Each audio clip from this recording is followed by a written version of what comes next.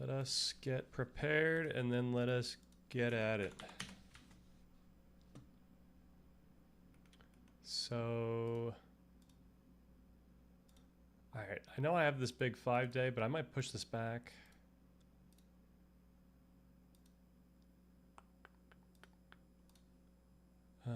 I might need to push this back.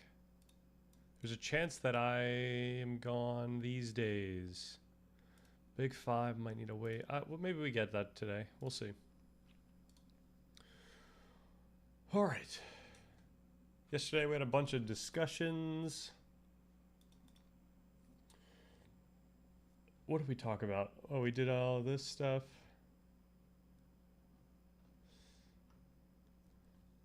What did I say? I'm trying to connect conceptualization to experience, given that these conceptualizations develop from experiences, which were primed by other conceptualizations on and on. The idea that meditation practices are very much primed by the teachings that guide them.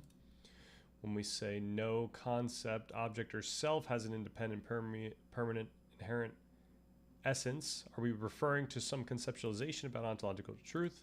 In that case, I would say this might be inappropriate, given that yogis who have highly altered their brains and therefore their experiences significantly influence these teachings. For a layperson like me, unpracticed, I don't experience the world in this emptiness, and I'm not as much trying to make an ontological claim about the nature of reality, but rather a claim precisely about the nature of my own physiology, phenomenology, involving the pull of dopamine, the noise of the DMN, etc. To interpret these aspects of my experience as false or wrong or suffering requires some presupposition.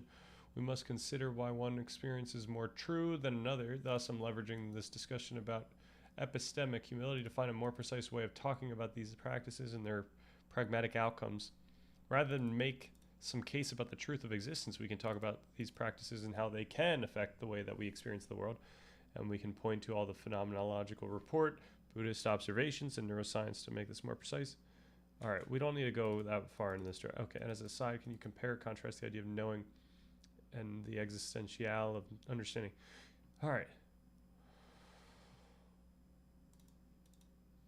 Is not only the most scientifically rigorous approach, but is actually much closer to the original teachings of the Buddha than the later metaphysical developments. Here is how to rigorously align your stream's framework with the epistemic humility, with this epistemic humility, followed by the Heidegger comparison. So, to reject we might be right to reject the premise that ordinary reality is quote unquote false and the yogi's reality is the ultimate truth. As you pointed out, human physiology, the dopamine reward prediction error, the DMN self-referential simulation, the amygdala's threat detection is not quote unquote wrong. It is simply the result of evolutionary biology, of evolution optimized the human brain for survival and reproduction, not for lasting psychological peace. To teach this effectively, without requiring presuppositions from your audience, you should explicitly frame meditation not as a quest for ultimate reality, but as a biohack. You see, right when it uses that now, it sounds like we're talking about something that's, I don't know, simplistic or inappropriate. To change the baseline, your baseline phenomenology. So we do not claim that the DMN is an ontological illusion. We only need to observe that the phenomenological fact that hyperactivity in the DMN correlates heavily with rumination, anxiety, and depression. Meditation is a set of mechanical neuroplastic tools designed to decouple the brain's networks. It shifts the brain from an evolutionary default, optimized for survival, paranoia, and dopamine chasing, to a consciously engineered default, optimized for low friction well-being and sensory clarity. Yeah, and this is a little simplistic though, because in theory you would expect that these types of practices were not necessarily like selected for, but there's something about them that leads to them being a product of evolution. So maybe not the practices themselves, but the fact that our brain can get to this type of point.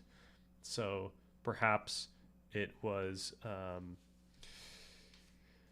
don't know, beneficial to maybe unknowingly train your mind in these ways just via paying attention to your surroundings. I don't know, for the sake of survival or whatever, for the sake of knowledge, perhaps, and then that made you more wise and maybe more selectable. When modern secular Dharma teachers say the self is an illusion, they don't mean you don't exist. They are speaking the language of cognitive science. The brain's predictive process models create a solid self to navigate the world. It is an illusion in the same way an optical illusion is an illusion. It is a real experience, but treating it as a permanent solid thing causes suffering when reality inevitably changes. All right, Heidegger's understanding versus the third turning knowing. Okay, perfectly illustrates the divide between Western phenomenology, which is always bounded by the world, and Eastern non-dualism, which seeks the unconditioned. Okay, I'll both deal with how consciousness operates. They're fundamentally pointing at two different cognitive mechanisms. So Heidegger's verse 10, understanding it's an existential, fundamental characteristic, fundamental structure of Dasein. It is projective. Understanding is not intellectual knowing. It is know-how. It is Dasein projecting itself into possibilities. You understand a hammer not by conceptually analyzing it, but by picking it up and knowing what it is for in the context of building a house. So this is one of those ways where I get meaning in the sense of how we unconsciously navigate the world. It is relational and worldly. Heideggerian understanding is inherently tied to to time, the future, and the world. It is the background context.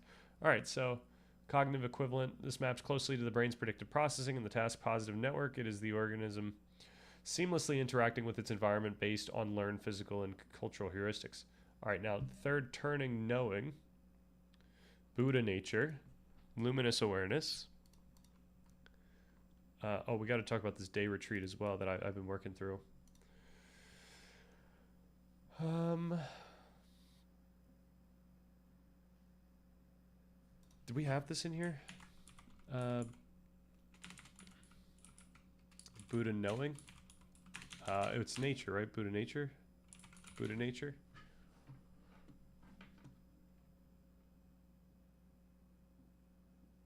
It is objective, non-dual. Heidegger's understanding is always intentional. It is an understanding of something or for something. Third turning knowing is the sheer raw capacity for awareness itself, completely independent of any object being known. Interesting.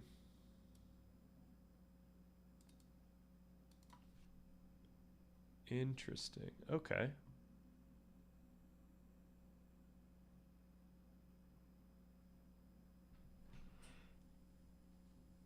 So then I guess it's closer to just the very notion of Dasein then, rather than being. All right, it is ahistorical. Heidegger argues Dasein is always thrown into a historical context that dictates how it understands the world. The third turning argues that the fundamental nature of mind is completely untouched by history. Okay. It is the mirror that reflects the world, but it is completely unaffected by the reflections. All right, so in this case, Heidegger's kind of popping off in terms of pointing out the contingency here of how you even experience, you know, things that we would expect to just be inherent, like emotions and interoceptive signals. All right, this maps to pure phenomenological consciousness, totally stripped of access consciousness, semantic meaning. All right, the contrast. Okay, let's just continue here. We talked, so I think our discussion of shunyata and anatta brought us into that whole discussion.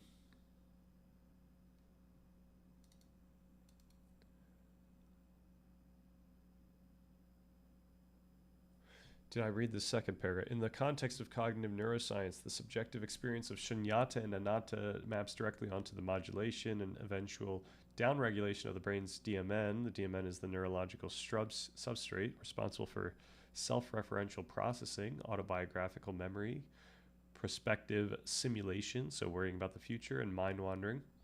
Advanced insight meditation essentially trains the brain to dismantle the rigid predictive models that generate this narrative self.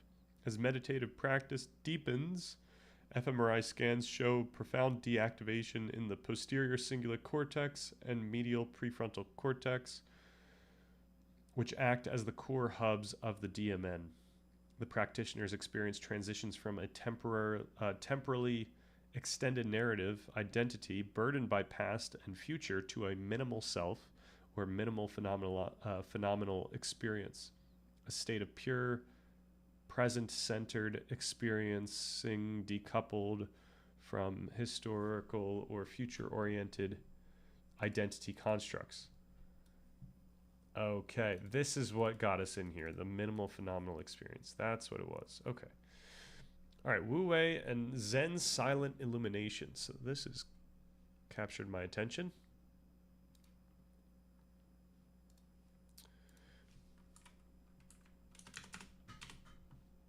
So let's get this in here.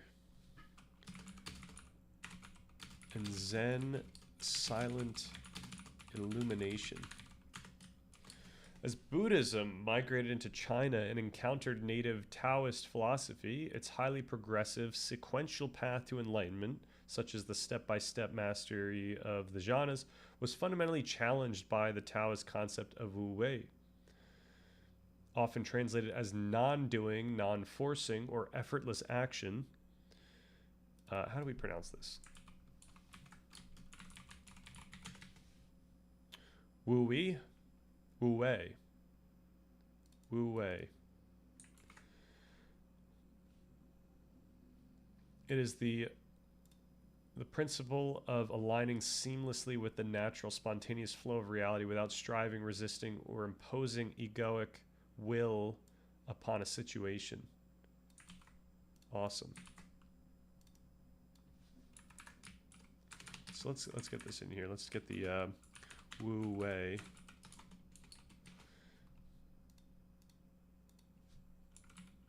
How do you do like pronounced? Like, is there a shorthand for that?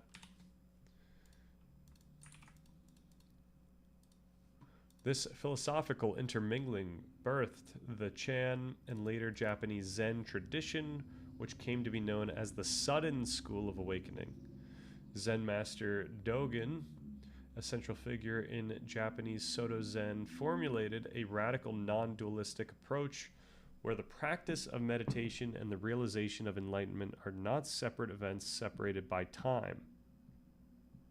Where the practice of meditation, I think this is what Dharmanam had mentioned, the practice of meditation and the realization of enlightenment are not separate events separated by time. In this view, one does not meditate as a means to achieve a future goal of enlightenment. Rather, the pure, unadorned practice of sitting, just sitting, is the exact real-time manifestation of enlightenment itself.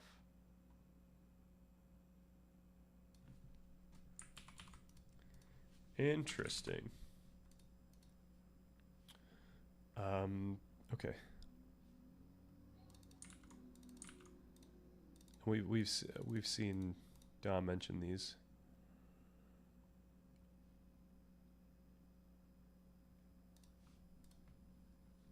This gave rise to the practice of silent illumination, an objectless meditation where the practitioner drops all goal-oriented striving and rests in the immediate, luminous presence of reality. The effort required is merely to remain entirely awake without grasping at any arising thought or rejecting any sensation, allowing the intrinsic Buddha nature to express itself spontaneously. Now, this is actually kind of how I've gone about meditation generally. And certainly this is how I think Sam often points the meditation towards. Like, he'll say, just do nothing and don't try to find, but let things come to you. All right, the paradigm of non-dualism. Okay. I'm curious how much I have yet to grasp of this. Derived from the Sanskrit advaita, meaning not two. Okay, that's enough. That's enough that I need to write this down. That was already new material. Oh, I just put all that in the wrong camp. That's all going here. we can put this here, paradigm. The paradigm of non-dualism. All right, non-dualism, derived from the Sanskrit advaita, meaning not two, represents an apex philosophical and experiential state found across multiple wisdom traditions, including Hindu Advaita Vedanta, which we've discussed, Kashmir Shaivism, and the Tibetan Buddhist practices of Dzogchen and Mahamudra. Now, when did we talk about Advaita Vedanta? We were talking. It was a teacher. No, it was those two guys, right?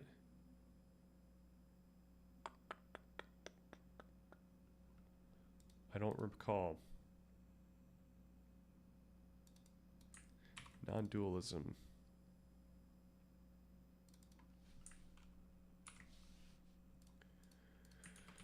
Okay. It is the profound experiential realization that the fundamental architecture of ordinary human perception, which divides the universe into a subject and an objective universe, is a cognitive fabrication. Right. Right. It is not in a non-dual state. The boundary between the observer and the observed completely collapses. Okay, what is going on here?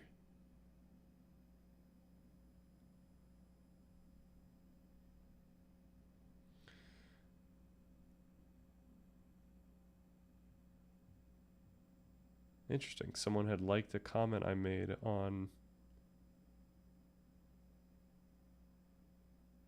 it's got 11 views. Oh, that's funny. The r/consciousness one, when I did a neuroscientific approach instead of a pragmatic approach, and that was a mistake. Okay.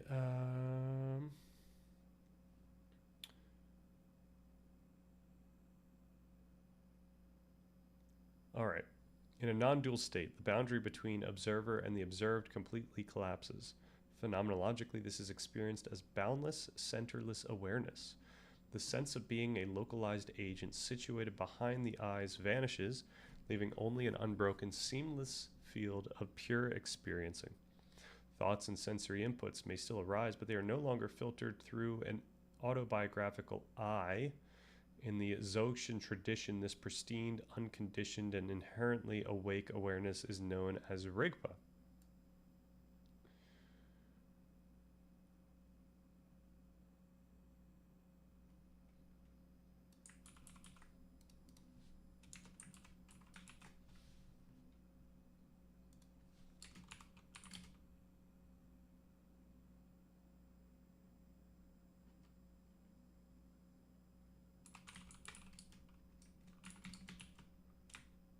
I think that's fine. Okay.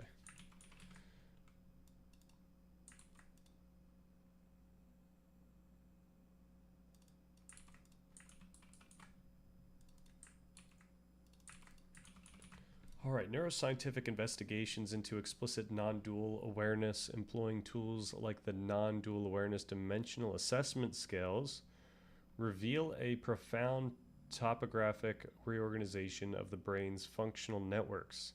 Advanced non-dual practitioners exhibit decreased connectivity within the posterior DMN, increased activity in the central executive network, and altered synchronization between the two. According to the topographic reorganization model of meditation, this neural reorganization represents a literal dissolution of mental self-processing, merging internal processing with exteroceptive sensory reality, which the practitioner subjectively interprets as becoming one with everything. Okay.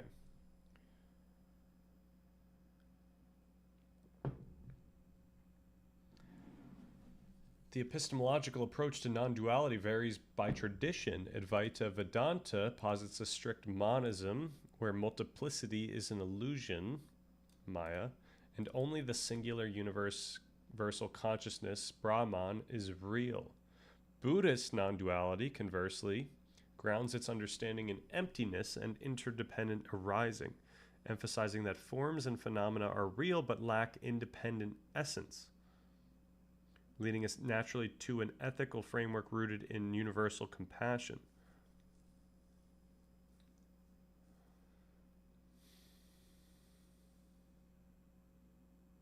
Which one do I like more here? Just intuitively, based on what we've discussed about the brain, is an illusion. That's a very odd thing to talk about when we're dealing with phenomenology. I mean, it's like akin to a talking about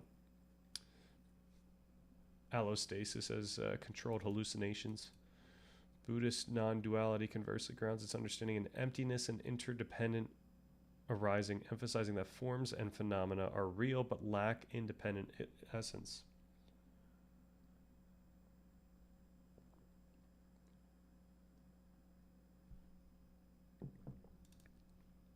I think that one fits a little bit closer, though I don't think it would logically lead to universal compassion in the way that I'm thinking about it.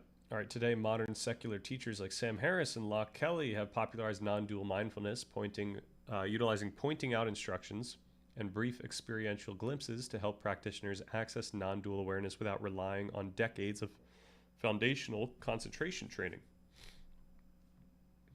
All right, Abrahamic mysticism, Fana, Theosis, and Dvekut. While Eastern traditions frequently frame ultimate reality in terms of emptiness, non-duality, or universal consciousness, the Abrahamic faiths frame parallel phenomenological experiences through intensely theistic lenses. Interesting. Yo, SD8N. Staten. Theosis mentioned. Is this a big term? Is this an important term? Should I be paying close attention? All right. SD or Sean is fine. Awesome. Oh, that I should have put that together. Kind of looks like Sean.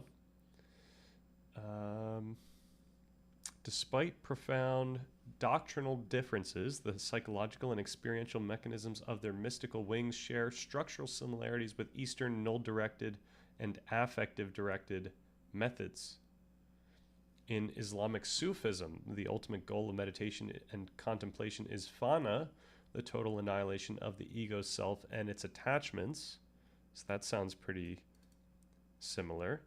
Through rhythmic breathing, chanting the names of Allah, and intense heart-centered focus, the Sufi practitioner seeks to burn away all illusions of separation from the Creator. Now there's almost like a self, what is it called? A self-something prophecy, a self-fulfilling prophecy, where you habitualize thinking these very similar thoughts, so then you arrive at like very similar ways of thinking, while also believing that there is a one way of thinking. So you're kind of enacting the ontological worldview that you start out with. And now I'm Orthodox, Oriental, not Eastern, and theosis is something we hold to as well, and seeing it there is cool, nice.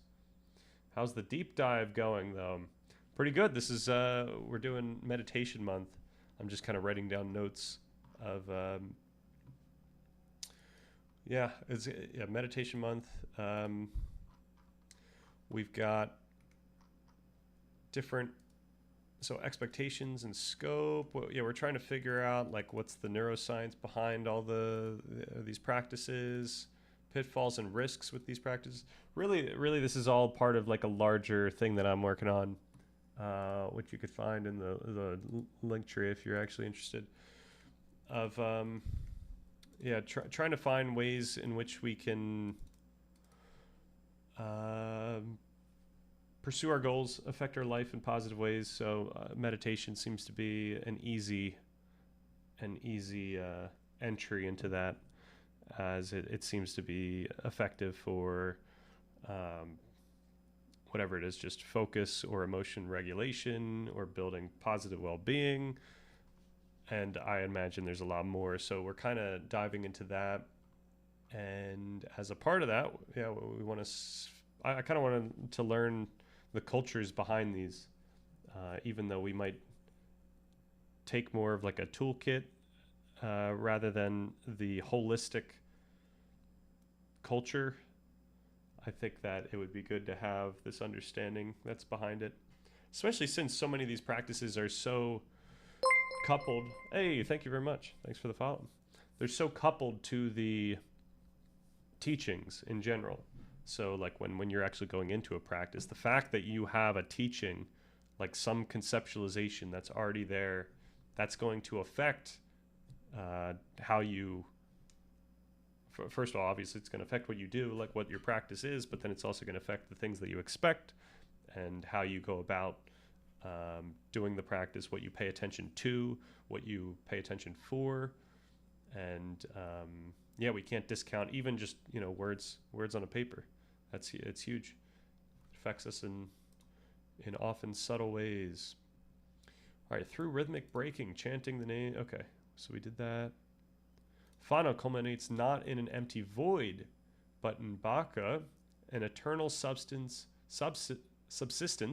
in the presence of the divine, where the practitioner's will aligns perfectly with God's and the embodied divine attributes in the manifest world. All right. Yo, Dharmanam, what's good? We are doing well. We're back at it. We're diving further. Also, I start as something we could do today. I started aligning a day retreat plan, which I think is going to be. Oh, you can't even see it on the. We'll get there, but I think it's going to be March 21st. I think it's going to be Saturday, March 21st. I'll try to do a day retreat, and I think the main thing is it's got to be bed to bed. Like it's got to be the full day. We got to have nothing stimulating, like definitely not going on. Yeah, just a whole day, you know. I feel like we got to do it. we can't just do like a few hours or something. I would want to use maybe my phone for just like the guided meditations from waking up, maybe music, but like it's got to be very like calming music.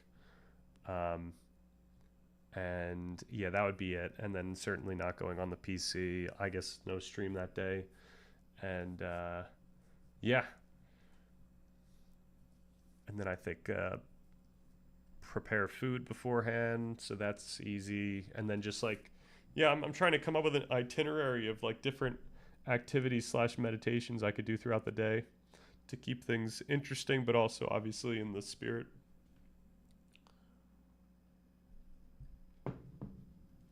All right, Christian mysticism, particularly the hesychastic tradition of the Eastern Orthodox Church, pursues a remarkably similar unitive trajectory. Practitioners engage in the continuous, silent, and internalized repetition of the Jesus prayer, coordinating the recitation with the breath to unite the intellectual mind with the spiritual heart. So I guess these types of prayers, are these like similar to mantra meditations? Where it's like you're really just focusing on an object. It just happens to be an object that perhaps brings about compassion or brings about some emotion of servitude. This extreme internalized focus creates a state of profound psychological stillness, paving the way for theosis, a state where the practitioner is experientially transformed, purified, and united with the uncreated light and energies of God. Nice. Yeah, you'll get a taste. Some of them only super effective if you stack time, though. Oh, some of them are only super effective if you stack time, though. What do we mean by stack time? Like a longer meditation? Because that's going to be the one difficulty I'm going to have here. So I'm at like, I don't know, 19 minutes and 20 seconds, something like that. So I think at most I would want to go 30 minutes. I know maybe that's like I'm losing something by not having like a 2 hour long meditation, but I don't want this to feel um, like daunting, or I don't want this to feel too overly difficult. For example, Vipassana. Yeah, I'd say so. Oh, what was the question? Oh, okay. I think I remember what I had said. Yeah. Okay. Yeah, yeah. Yeah, it is cool the similarities between these different practices, and I would like to figure out like if it's possible, because I know we're just not far into research into different meditation practices, but like if there is a difference between a mantra meditation and focusing on something that isn't linguistic, like if you were to do the I don't know, like the candle meditation, or meditating on um, just the feeling of your body or something like that. Like what is the practical difference there in terms of perhaps the parts of your brain that you're strengthening in a sense. I guess they always discuss how meditation like improves your, or it strengthens your central executive network, and I guess that falls down into different aspects of experience that perhaps we could consider. Very easy to do 2 hours of gonka and not feel much. Ah, so then I should just stay away from that one. Or, all right, what's good on you, Numbit? Oh, we're in. We got it. All right, I'm just gonna keep this here until I have to use it. If I, oh no, okay, this is a different one. There we go. Thank you very much. I could probably go 2 hour meditation, just raw dog it for real. I would, but like that would be like the hardest thing I did that day. Like that would feel like I just did a really difficult task, and then I might feel burnt out for the rest of the day. And I this needs to be sustainable. You asked if it was like a mantra. I'd say so. Okay. Awesome. I never did much mantra stuff. Depends how broad with that you are, though. Gonka is effective, just takes time, I think. One of those things that gets easier the more you do it. More fun, right? Right. So that might be for the second retreat day. All right, Gonka's technique systematically observes somatic reality to experiential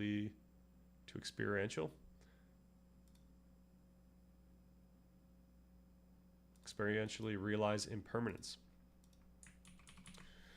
Okay, maybe I could try a Gonka light. Oh, we've got multiple. No, okay, we just have the one. All right, and then in Jewish Kabbalistic meditation, the overarching objective is dvekut, and in unceasing, intimate clinging to the divine. This is facilitated through kavanat, deep directed mystical intentions, and the contemplation of sacred letter permutations, effectively elevating the practitioner's consciousness to perceive the underlying divine architecture of reality, moving the mind from ordinary fragmented perception to a unified awareness of the Creator's omnipresence. Okay. All right, the neuroscience and learning curves of meditative states. As meditation has migrated from the monasteries to mainstream society, researchers have sought to map the learning curves associated with different techniques. Perfect. Acquiring proficiency in meditation is not a uniform process. Different practices demand varying degrees of cognitive effort, yield different neurophysiological footprints, and require distinctive timelines for mastery. So where would we put this? This is just like a general idea under the toolkit, perhaps, for now. Okay, comparative studies examining the acquisition of mindfulness skills reveal that the sequence of training significantly impacts a novice's success. Research indicates that beginners benefit most from starting with focused attention meditation before transitioning to open monitoring meditation. All right. Birdbanes isn't here, but let's check out the what we have a Reddit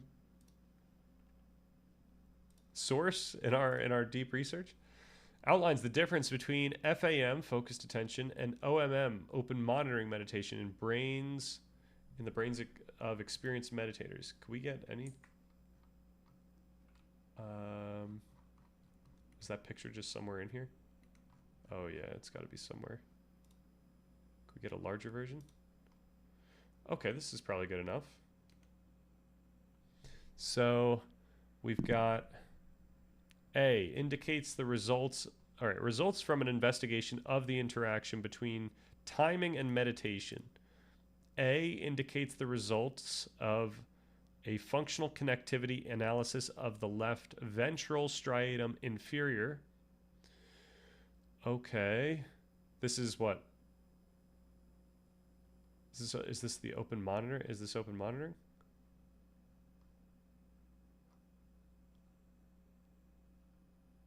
Or is one of these a different type? B indicates of less ventral. Okay, this is just a different part. Correlation between meditation practice hours and altered functional connectivity from the resting state to the open monitoring meditation state. So is this all? This is all open monitoring. I'm not going to be able to actually interpret this. This I could interpret. So. Okay, so we're decreasing an altered functional connectivity from the resting state. All right. And do we have a figure B for? I guess not.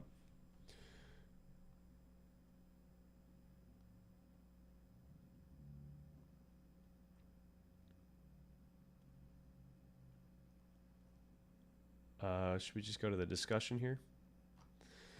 We first confirmed the hypothesis that OMM would differ from FAM, not only in the intentional focused attention, but also in the involvement of memory function by investigating striatal functional connectivity with both attention network regions and DMN regions. We observed that both meditation techniques reduce connectivity between the striatum and core hub regions of the DMN that are related to mind wandering. Furthermore, there were significant interactions between timing and meditation. OMM decreased connectivity between the striatum and both the visual cortex in the attention network and RSC in the DMN related to memory function, while the FAM increased striatal functional connectivity with the visual cortex and RSC.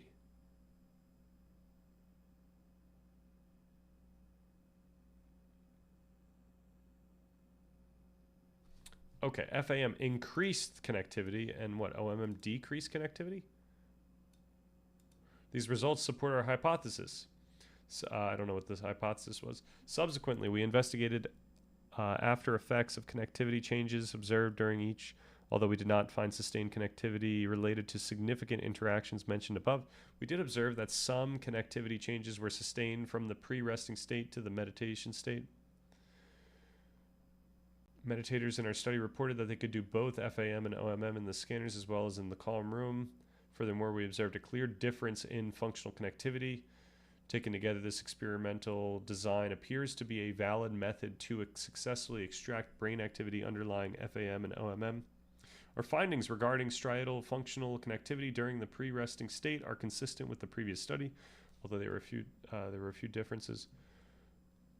Okay. I don't think I found a. I think this is just saying that there's different brain activity based on these two different meditations, which I guess is obvious, but it's cool to see it. Functional connectivity changes during OMM may be associated with reduced intentional focused attention and increased detachment from autobiographical memory without reacting to or judging experiences automatically and habitually. All right. And was this the same one? Oh, this looks like something different. This was the one that actually was making a case about which needs to come first, or which. These results suggest that the order of practicing the two meditations primarily influences the process of acquiring mindfulness skills rather than the level of skills, and that it is reasonable to practice FA meditation prior to OM meditation to cultivate mindfulness skills for novices. Okay. All right. The moment Birdbane sees the Reddit icon in the VOD, it's over.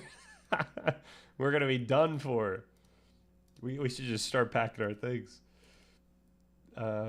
Scholarly source right there. Samatha into Vipassana is the normal way. All right, let me Samatha. This was just focused attention. Okay, right. And then Vipassana, this was the one that's kind of in between. Vipassana. Oh no, this one's, okay, impermanence. And then what was the... Right, okay, this is impermanence, open monitoring there. Okay, I see. So is open monitoring like a more advanced practice because it's just so unguided?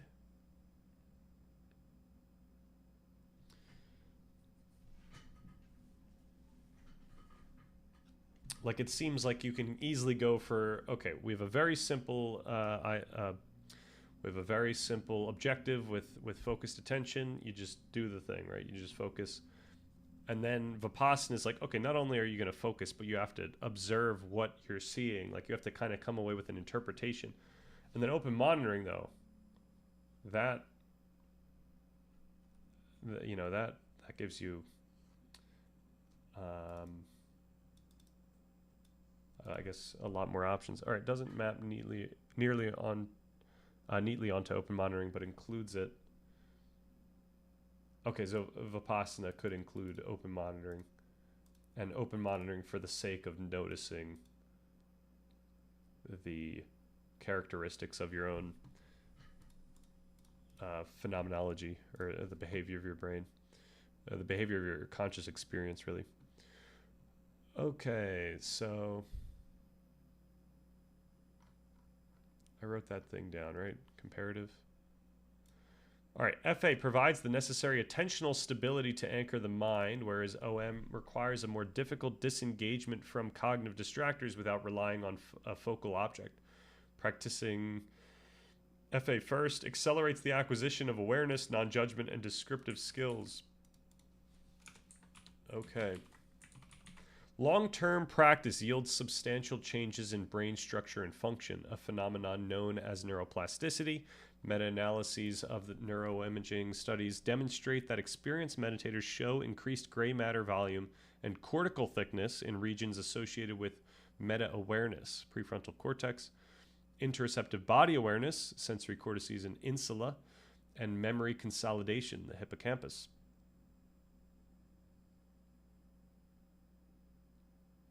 Okay. Furthermore, so this is, we would what, expect all these things like intuitively, or is this going to be copium? Meta awareness, I guess that's really like what you're doing in meditation. And I got to one of the I forgot what they were again. In the mindfulness book, I got to the one where it was kind of like the enthusiasm of the practice itself. It was something along those lines, like the motivation. It was after Ardent, but I guess that was kind of similar, right? I should have like the book on hand here, just to look through. Unfortunately, I can't create nice highlights on it because the PDF is made of a bunch of images rather than text. Maybe it was the one where it was like, you know where you're going. Like it was a clear, I guess ardent might be more of the motivation, and this one was more of like the clear idea, like a clear objective. And then there was, maybe it was literally called clear or something. I think you said it yesterday, if I recall.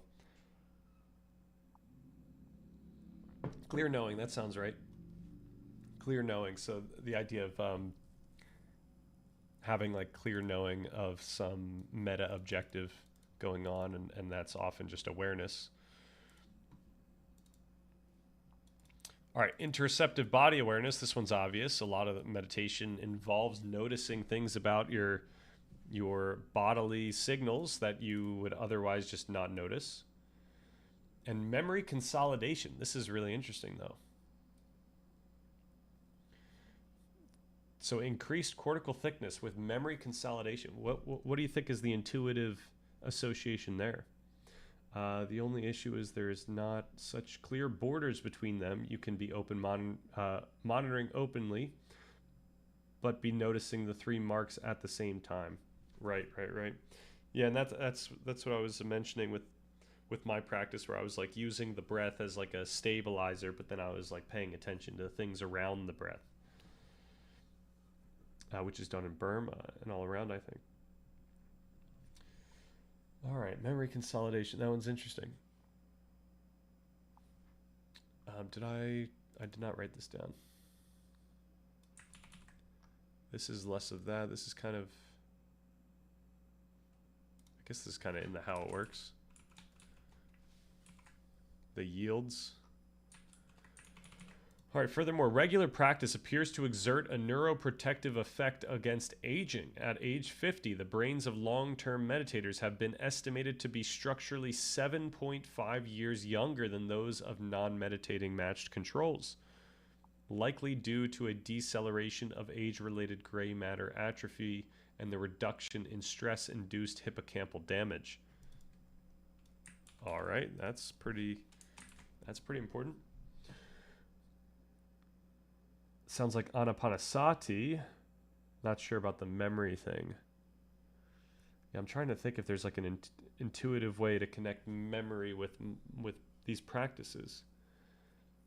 There's one way to think about memory in relation to these practices, and that would be that there's this idea that the reason why your experience changes throughout a meditation practice, and not in one day, but over weeks and over months, is because you are actually learning stuff. You're actually, like, you're paying close attention. So we know as adults that in order to learn things, you need to pay attention. Like, paying attention is causing release of certain molecules in your brain that actually allow the learning to happen as an adult.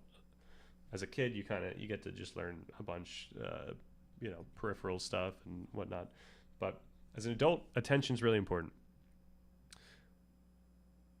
Now, when you're, meditating, you're paying very close attention. You're actually exerting a lot of effort to direct your top-down attention. And the things that you're learning, it's not like information, like what we usually think. It's not like you're learning a bunch of facts, but you're learning how things feel, literally. Like you're learning a lot about how experience manifests itself. And so perhaps this is significantly affecting your hippocampus in some way. Now, the hippocampus, though, is not just the thing that stores information, right? The hippocampus is really there for memory consolidation. So why would that be enlarged? Perhaps it's literally just like if you strengthen the central executive and you strengthen the ability to exert this top-down attention, maybe that just results in an enlarged hippocampus, just due to the fact that you are, like, by principle, like, learning more because you're exerting so much of this top-down attention. So that could be it. Youngie was 40 with a 30-year-old brain approximately. Nice. Brian Johnson on that meditation grind yet? What's going on here? What's that thing where you zone out and replay stuff subconsciously? That's the hippocampus doing it. I would suspect something similar happens. So are you saying that it would be replaying stuff that happened prior to meditation? Because yeah, that's another thing. I guess if you're giving your brain more time to do that type of processing, then it would be certainly, activated a lot more. And yeah, I guess my thought was that it would be processing stuff that was happening during the meditation practice. But I guess both would be. We could think about it in both ways, at least until we ask Gemini and it tells us which one, what's right. I would suspect something similar happens. Thoughts of past involved, right? Yeah.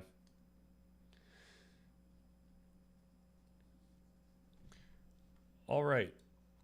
Different efficacy, the resource project findings. Historically, much clinical research treated meditation as a monolithic intervention, leading to vague findings and generalizations. The landmark resource project, led by neuroscientist Tanya Singer at the Max Planck Institute, revolutionized the field by demonstrating that different types of mental training induce highly specific behavioral, social, and neurological changes. This massive 9-month longitudinal study divided mental training into 3 distinct modules, mapping directly onto the phenomenological categories discussed earlier. All right, we got presence modules, so we got focused attention and open monitoring. So cultivated through breath awareness and body scanning, this module significantly increased interoceptive awareness and thickened the prefrontal cortex, heavily improving executive attention, focus, and the ability to sustain present moment awareness while decreasing thought distraction. Okay, where do we put this? Where do we want to put this? Let's do resource project findings, and let's just gank these guys.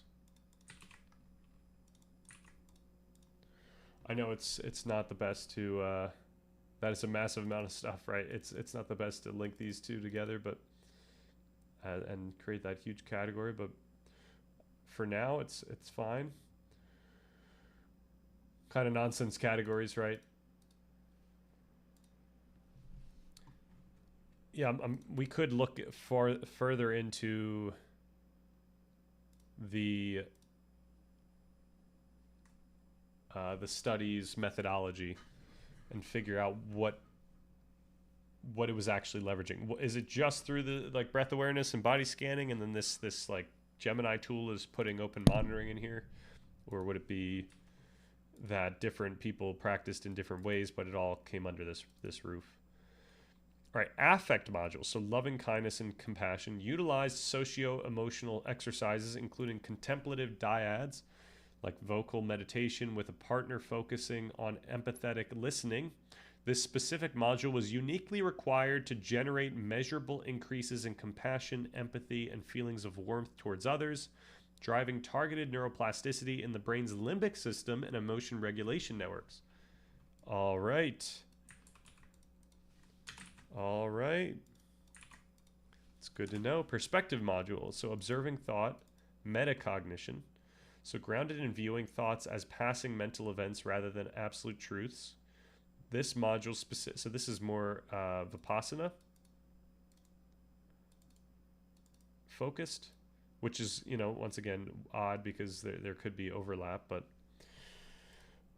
this module specifically enhanced metacognitive awareness and theory of mind, the cognitive capacity to understand the differing beliefs, intentions, and perspectives of others. Whoa, okay, so this is kind of interesting that this isn't necessarily with the affect module. Like, perspective module gives you increased theory of mind, where affect module, like, perhaps simply increases feelings of compassion, empathy, and warmth. but maybe not with the theory of mind. I'm not sure. Maybe, but perhaps this gives you more motivation to consider others' perspectives, even though you haven't necessarily practiced that skill. That is like a niche Vipassana sub-practice, I would say. That doesn't even make sense to separate out of FA and OM. Okay, I see. Yeah, we'll have to look into these. Let's actually write that down. Look into the categories, these categories. Also consider if other studies have more effectively done similar types of research. All right, the clinical and practical implications of the resource project are profound. Meditation is not a generic panacea. A patient suffering from profound social isolation and a lack of empathy will gain little from isolated breath focus, but will benefit immensely from loving kindness training. Conversely, an individual struggling with ADHD or diminished executive function requires the rigorous attentional training of the presence module before attempting advanced perspective taking. Okay. Evidence-based evaluation of practicality for modern lifestyles. Evaluating the practicality of meditation today requires moving beyond ancient soteriological goals to understand how specific practices yield targeted clinical, psychological, and physiological outcomes. The integration of meditation into modern healthcare, corporate environments, and digital platforms has generated an immense body of empirical data. All right. Clinical efficacy for psychopathology and cognitive enhancement. In the modern clinical landscape, the secularized derivatives of Buddhist Vipassana, namely mindfulness-based stress reduction and mindfulness-based cognitive therapy, have established the highest standard of empirical validation for psychological interventions. Extensive systematic reviews and meta-analyses confirm that they both yield moderate to large effect sizes in reducing symptoms of clinical anxiety, depression, and generalized physiological distress. All right, where do we put this? We should just have like effects for now before I organize this.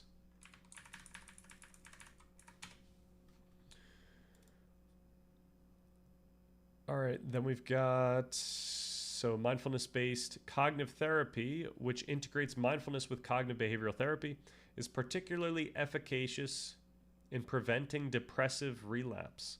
It achieves this by teaching patients to recognize the onset of negative, ruminative thought loops and to disengage from them by shifting attention to present moment sensory experience, thereby short-circuiting the hyperactive default mode network that drives depressive episodes.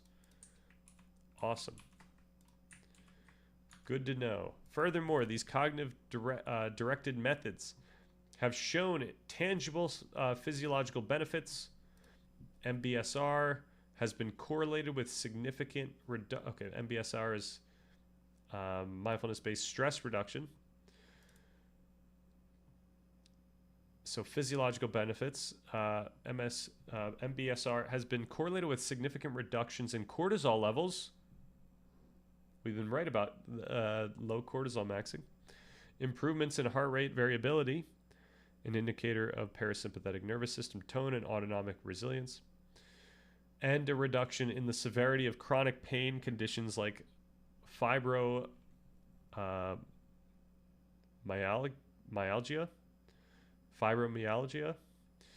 Recent meta-analyses encompassing over 111 randomized controlled trials also indicate that mindfulness interventions yield small to moderate, yet practically meaningful improvements in global cognition, working memory, and executive function across various age groups.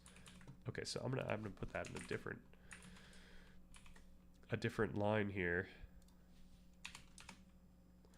All right, beyond mindfulness, transcendental meditation, a null-directed method utilizing silent, effort-free mantra repetition, has demonstrated exceptional efficacy for trauma and cardiovascular health. Recent systematic reviews indicate that TM produces large, clinically meaningful reductions in post-traumatic stress disorder symptoms among military veterans and civilians. Because TM relies on a physiological settling of the nervous system rather than cognitive monitoring or trauma exposure, it has proven non-inferior to standard prolonged exposure therapy while operating significantly faster with lower dropout rates. That's great. All right, so then we've got basically everything that's been said. So evidence strength for mindfulness-based stress reduction, we got high. Cognitive therapy, high. Transcendental meditation, high to moderate. Loving kindness meditation, moderate.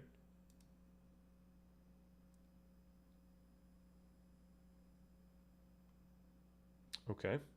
While static sitting meditation dominates clinical research, active and kinetic meditation, such as mindful walking, yoga, tai chi, and heart-focused breathing combined with positive emotion invocation, are proving highly practical for individuals who struggle with physical restlessness.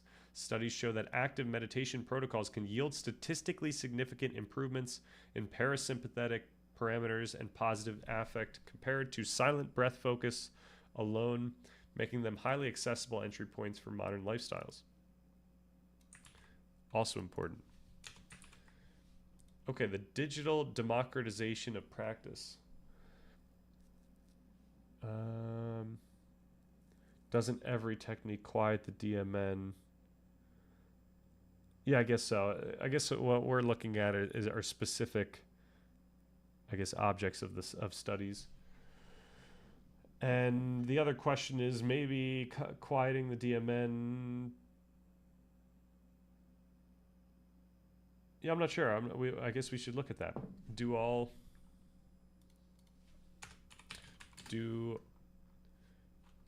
all methods of meditation quiet the DMN? Because in that case, then any of those emotion regulation, depressive benefits come from all of them. Oh, we're in a broad thing. Yeah. All right, the digital democratization of practice. The proliferation of smartphone-based meditation applications represent the most significant shift in the accessibility and delivery of these practices in human history.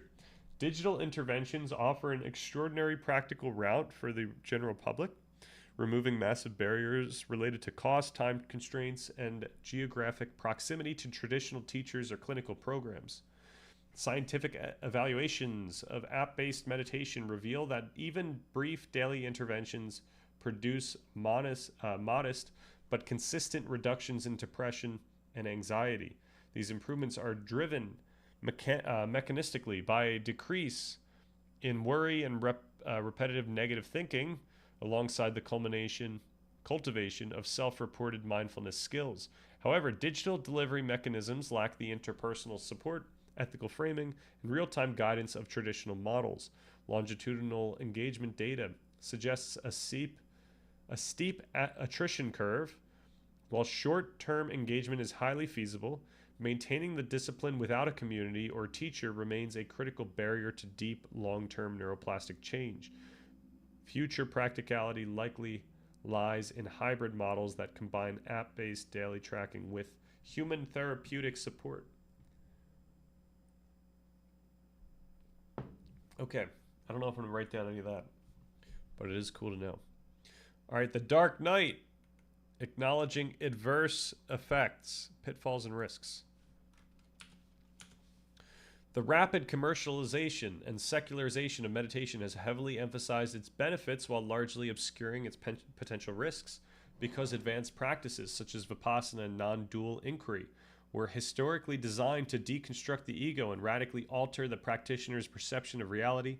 Placing these techniques into the hands of unprepared modern individuals can trigger profound psychological destabilization. Recent epidemiological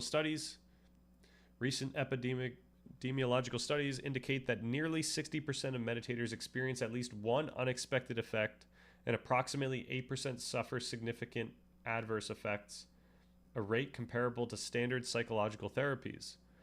Adverse psychiatric events documented in clinical literature include panic attacks, the spontaneous resurfacing of traumatic memories, sensory hypersensitivity, and intense periods of affective blunting or dissociation.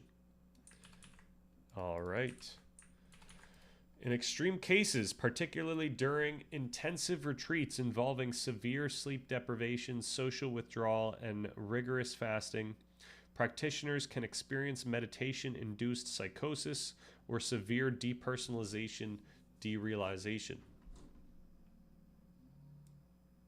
This phenomenon, colloquially termed the dark night of the soul in insight traditions or the knowledges of suffering in Theravada maps, occurs when a practitioner attains a direct phenomenological insight into shunyata, emptiness, or anatta, not self, without the psychological resilience, grounding, or ethical framework to integrate the experience. The sudden collapse of the ego structure can result in existential terror rather than liberation. Consequently, clinical guidelines increasingly emphasize rigorous pre-screening for trauma history and psychiatric vulnerabilities before prescribing intensive meditation, ensuring that individuals with fragile psychological structures are directed towards stabilizing affective-directed practices rather than deconstructive insight methods. Whew. All right. The secular versus traditional paradigm debate. The extraction of mindfulness from its historical Buddhist context has catalyzed a fierce debate regarding its modern utility and ethical standing. Traditional Buddhism frames meditation entirely within a stringent ethical framework, the Noble Eightfold Path. We got to get that. What's going on with that? Oh, we have the okay. We gotta say the Noble Eightfold Path. All right, traditional Buddhism frames meditation entirely within a stringent ethical framework aimed at total liberation and the alleviation of universal suffering, heavily emphasizing interdependent origination and the role of the community. Critics of modern secularized mindfulness, often pejoratively termed McMindfulness, argue that by stripping away these communal and ethical dimensions, meditation has been commodified into an individualistic, neoliberal tool. In corporate environments, mindfulness is frequently deployed as a human resources strategy to increase productivity and help employees cope with toxic, high-pressure work environments.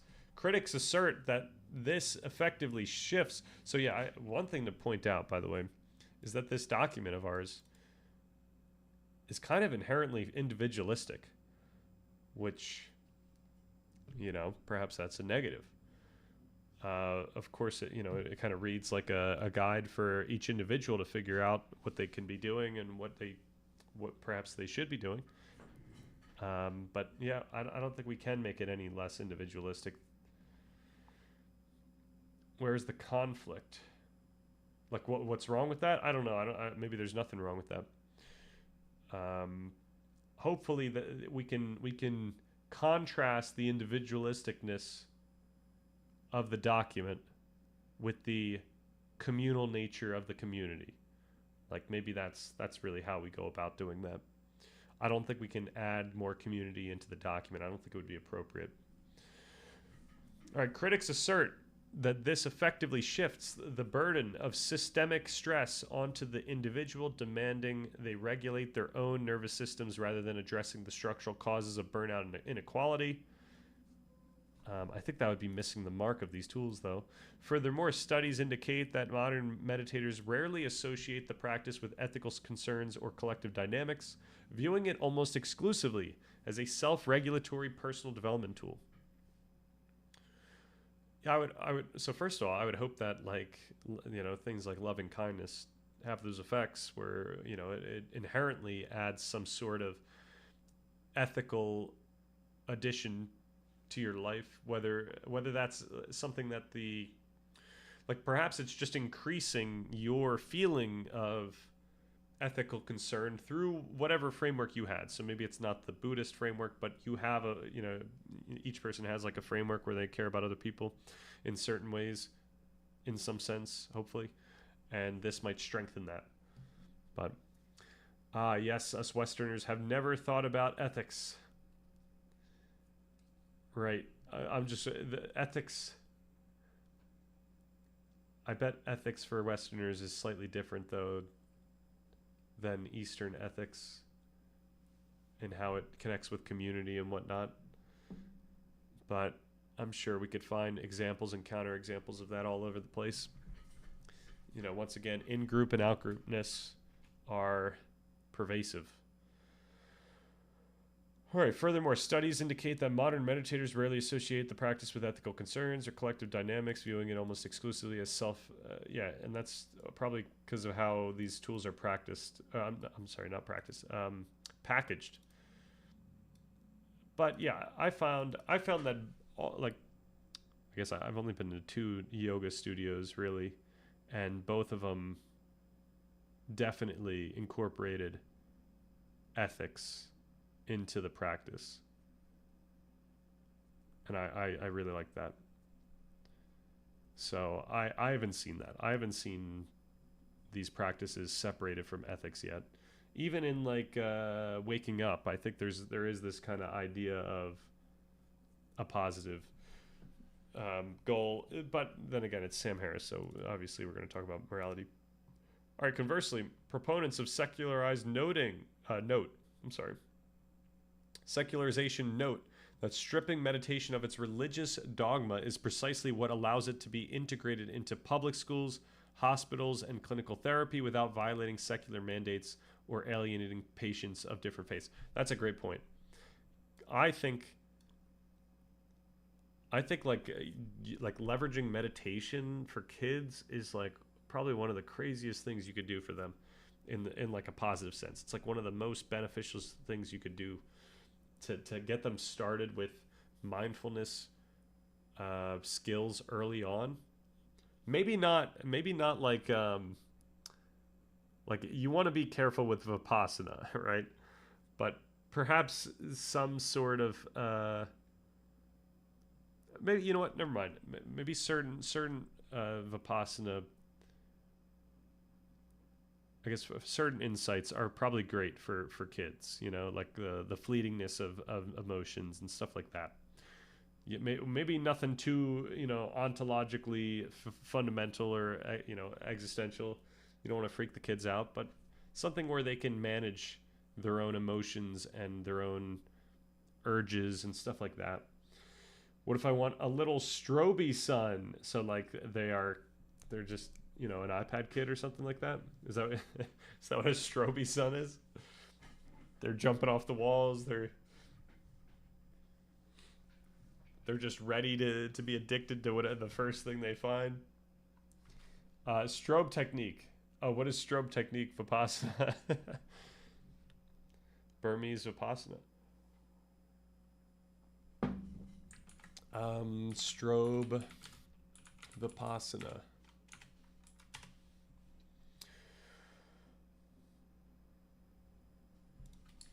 Okay, technique. No? It's not going to give us that extra. The noting stuff. Mahasi noting. The later part of that, you drop the labels and things start strobing. Oh, I think that would be fine. Yeah. I think that would be totally fine to give a kid. Honestly, I think if you make the teachings accessible for kids, I think it would be probably fine all around. And I think it would just help them for the rest of their life. Especially if they start the practice when they're still developing. Crazy. All right.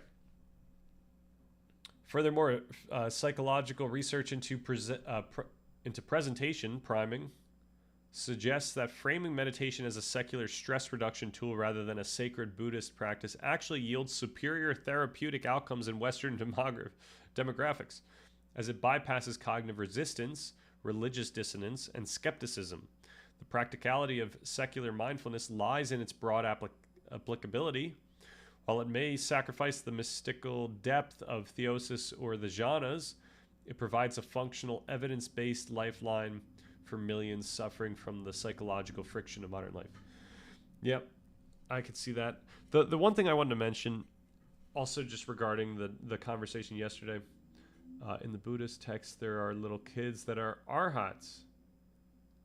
What are arhats again?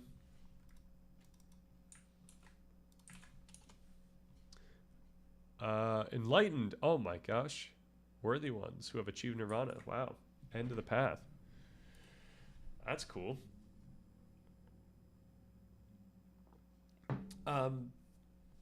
Even if we come at this from a secular approach, like, just knowing me, I'm coming at this through, already a Western neuroscience approach. There's still much to gain from the teachings. And in my mind, I take those teachings as conceptual tools that if I were to internalize them, if I were to study them literally and incorporate them into how I see the world and what I expect of the world and what I expect of my experience, that can actually, and I know this is a terrible word, but it could expedite my practice. Like it can benefit my practice in such a way where I am,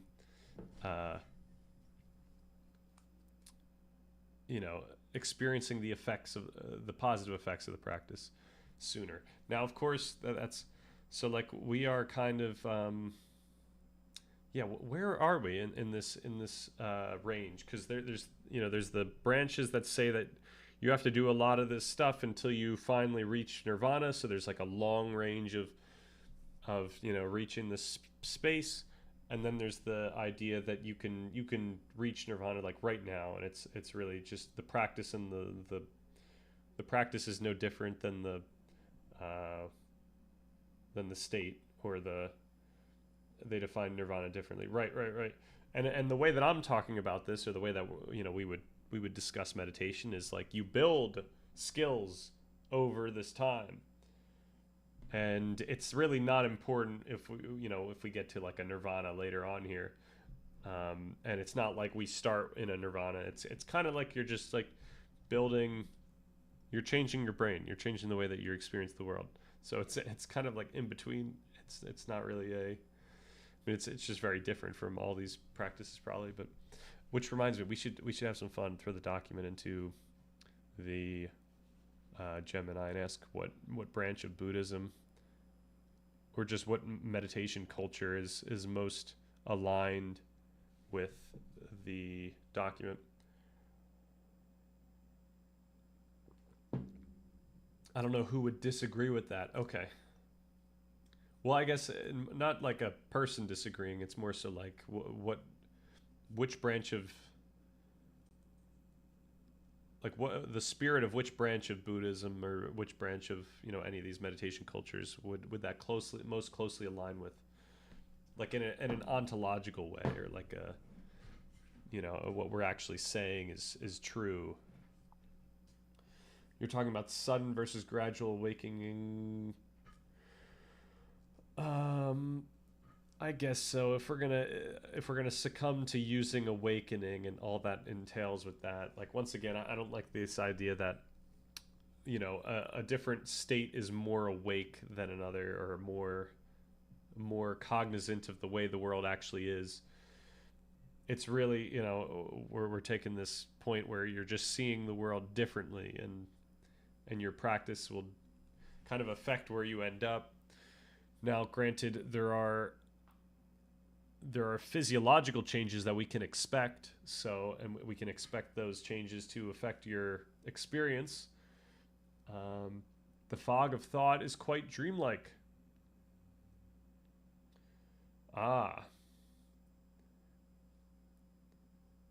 I guess, yeah, you could make an analogy between dreaming and the fog of thought, especially since one of the reasons why our brain goes crazy during the night is because the parts of our brain that inhibit that level of activity are I guess, more active during the day, and then once we get tired, they get weaker, and then to the point where during, at night they're just going crazy. But I don't mind whatever terms.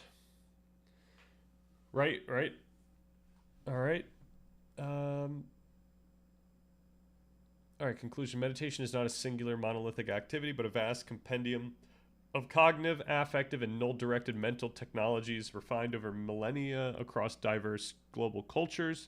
To navigate this landscape today requires moving beyond simplistic definitions of relaxation, the ancient progressive architecture of the jhanas, the profound deconstruction of the narrative self found in shunyata, and the unitive absorption of phenomena, theosis, and non-dualism offer highly sophisticated frameworks for understanding the absolute outer limits of human consciousness.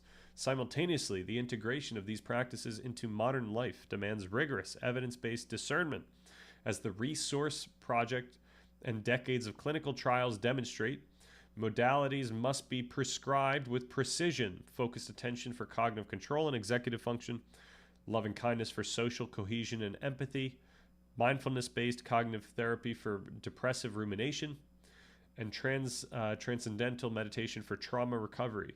While secularization, digital delivery, and pragmatic startup models have democratized access and proven their clinical efficacy, the sobering reality of adverse psychological effects necessitates a cautious, highly informed approach. Ultimately, the most practical application of meditation today involves a synthesis, leveraging the targeted clinical precision of modern neuroscience and psychology, while maintaining deep respect for the profound psychological transformations these ancient architectures were originally built to initiate. Whew! And we got a bunch of sources.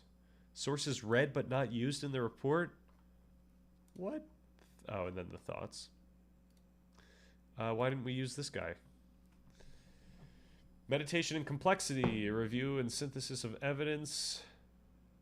Beyond families of measures used, our review uncovers a convergence toward identifying higher complexity during the meditative state when compared to waking rest or mind wandering, and decreased baseline complexity as a trait following regular meditation practice. In doing so, this review contributes to guide current debates and provides a framework for understanding the complexity of neural activity in meditation, while suggesting practical guidelines for future research. Okay. 2025, nice.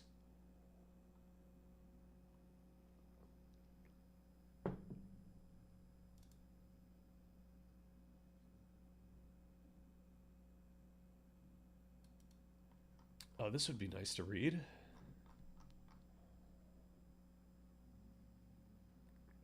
Neuroscience of Consciousness.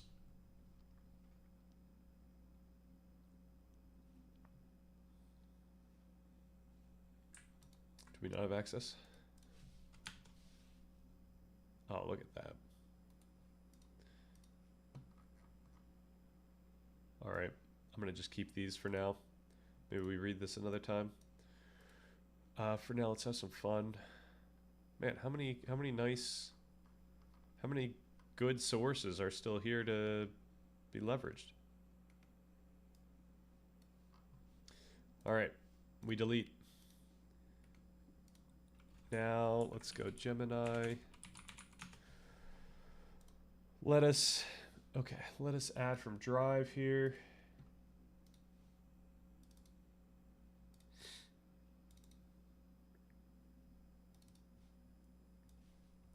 All right. Which meditation culture most aligns? Okay, maybe let's see. Cultures most align with the I don't know. Let's just say this document. Let's just go. Let's do that. But okay, sudden versus gradual. Yeah, I think the idea would be gradual, because sudden is really quite a misnomer. They still describe a gradual process. There is just a key dam breaking moment that takes place suddenly, so it is described. It describes that part. Okay, I see. As necessary and insightful as the scientists are, they are still noticeably bad meditators, I believe. Oh, wow.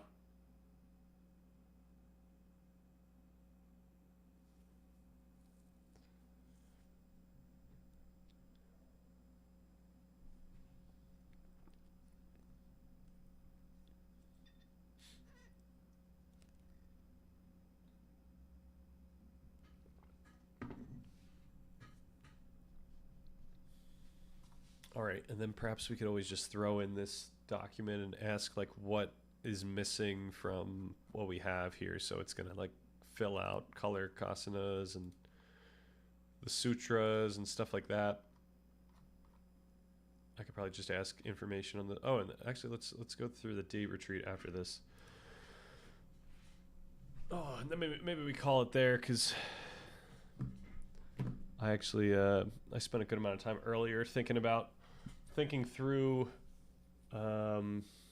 my thoughts on meditation, and this was actually while I was going through while I was building out what I have so far for the day retreat. And at some point I might actually want to create a document of a draft of my thoughts on meditation and how we can go about it, and just to make the thoughts more clear and well worded. All right, based on the provided document, the framework aligns most closely with meditation cultures that are secular, scientifically grounded, okay, and focused on the mechanics of the mind rather than mystical or religious dogma. Well, I was hoping that it would connect us with with non-secular traditions, but we'll see. All right, the specific meditation cultures and traditions that most align with the document are: so secular mindfulness and contemplative science consistently approaches meditation through a secular, not neuroscientific lens, explicitly drawing on the work of figures like Harris, Kabat-Zinn, and Vervaeke. It views practices like MBSR as practical biological tools to train intentional networks. So meditation is treated as a method for pragmatic Dharma. The modern Western movement focuses on actionable meditation techniques stripped of traditional dogma, which matches the document's emphasis on utility and empirical science. Okay, the author explicitly expresses skepticism toward the premise that meditation unlocks some mystical or deeper space of reality. Instead, the document pragmatically views meditation as a form of learning and conditioning, a way to deliberately direct attention to retrain how the brain predicts and processes experiences. All right, Buddhist traditions emphasizing no self, anatta vipassana, the document's neuroscientific assertion that the unified permanent self is an illusion, is explicitly noted to align remarkably well, quote unquote, with the ancient Buddhist philosophy of no self, anatta or anatman. The document advocates for a phenomenological approach to meditation, where practitioners observe that thoughts and emotions arise involuntarily. By observing these mental states as transient patterns rather than identifying with them, individuals can achieve freedom from automated behaviors and self-related suffering, mirroring the goals of insight meditation. Okay, now how about the more dogmatic branches? Ignoring the need for a... Actually, okay, what am I trying to ask here? And I don't mean which of these the document's dogma matches, but which of these has a similar spirit to the document, to the document's contents or sentiments. Contents, sentiments, or mission. All right, let's do that. Maybe just compare with the main branches. Oh, yeah, I guess I could say that. I could say main. I was trying to make it still be inclusive of Hindu branches, or perhaps some of those other um, I guess the Chinese branches, or perhaps some of the more Western Abrahamic branches. So I'm kind of curious what direction it goes.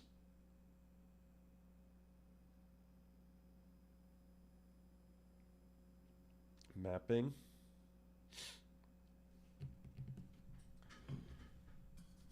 All right, when looking at the underlying spirit, sentiments, and mission of the document, the framework departs from contemplative traditions that emphasize renunciation, asceticism, or the dissolution of the ego. Instead, it aligns with dogmatic branches that emphasize active engagement in the world, moral responsibility, and the structured refinement of daily action. The dogmatic branches that most closely share this document's spirit are Stoicism. While often classified as a philosophy, Stoicism functioned historically as a rigorous, dogmatic, contemplative practice, and it perfectly matches the document's mission of continuous self-correction and resilience. So, it defines freedom not as an escape from constraints, but as the capacity to purposefully participate with them and align our understanding with this reality. This is identical to the Stoic goal of living in agreement with logos. Focus on judgments. The document argues that our fundamental activity in the world is making judgments and commitments. I wouldn't say I gotta change the wording in the document to make it much more clear what I'm trying to say with that. It's really that we can make a metaphor out of what we do. Like, these are good metaphors to think, and that's actually that's the way to go about this. And that's not currently in the document, but once we roast that section, I'll be pretty adamant about it.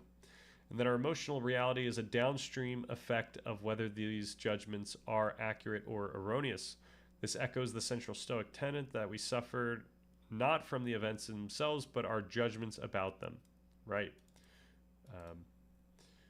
When I say judgments, I'm referring to the type of judgments that we're talking about when we're engaged in mindfulness and we want to like notice things without judgment. That's like the type of, like, it's still automatic, but we want to try to inhibit that mindfully. So the document explicitly references Stoicism, noting that focusing on what we can control provides... Okay.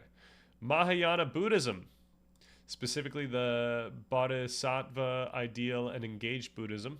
The document is deeply concerned with the collective rather than just the individual, which aligns its spirit closely with Mahayana traditions. A core stated goal of the community in the document is to navigate unique circumstances to make a positive impact on the world and contribute to something greater than ourselves. This mirrors the Bodhisattva vow, which delays personal liberation until all beings are liberated, framing the ultimate spiritual goal as an act of universal service. So, social co-creation of reality. The text insists that our understanding of reality, our norms, and our sense of meaning are inextricably linked to and co-created with our social context. Engaged Buddhism similarly emphasizes that contemplative practice must be brought out of the monastery and applied directly to social... Okay, so this is a different takeaway than what we were trying to say, but must be applied directly to social, political, and ethical environments to reduce collective suffering. Yeah, that's a completely different idea than what the document's trying to say. Karma Yoga, the path of action. The document exhibits a strong aversion to retreating into pure abstraction or analysis paralysis, aligning heavily with Karma Yoga, the Hindu path of selfless action. So the document opens with the core existential question, what should we do right now? Karma Yoga dictates that spiritual liberation is achieved not by escaping the world, but by fulfilling one's duties with rigorous attention and without attachment to the outcome. Okay. The document insists that our deliberate intentions and our narrative are formed through concrete, quote-unquote, action and quote-unquote deed. Okay, so this is another place where we're going to lose some meaning because of probably the ambiguity I introduced and how I wrote this. It argues against passive observation and suggesting that we earn our freedom through the continuous active process of realigning our commitments in the real world. All right, archetypal mythological traditions, the hero journey. Okay, all right, we don't even need to deal with that.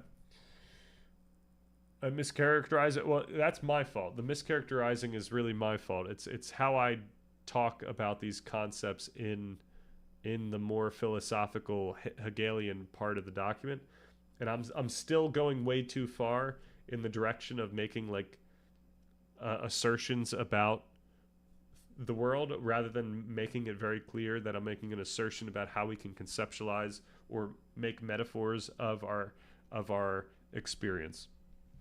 And that's really on me, especially for a language model. Grok, what is Nishkama Karma? Today he is looking up Nishkama Karma. In 4 weeks he will be reciting the Gita and bowing to the bliss of Krishna's flute.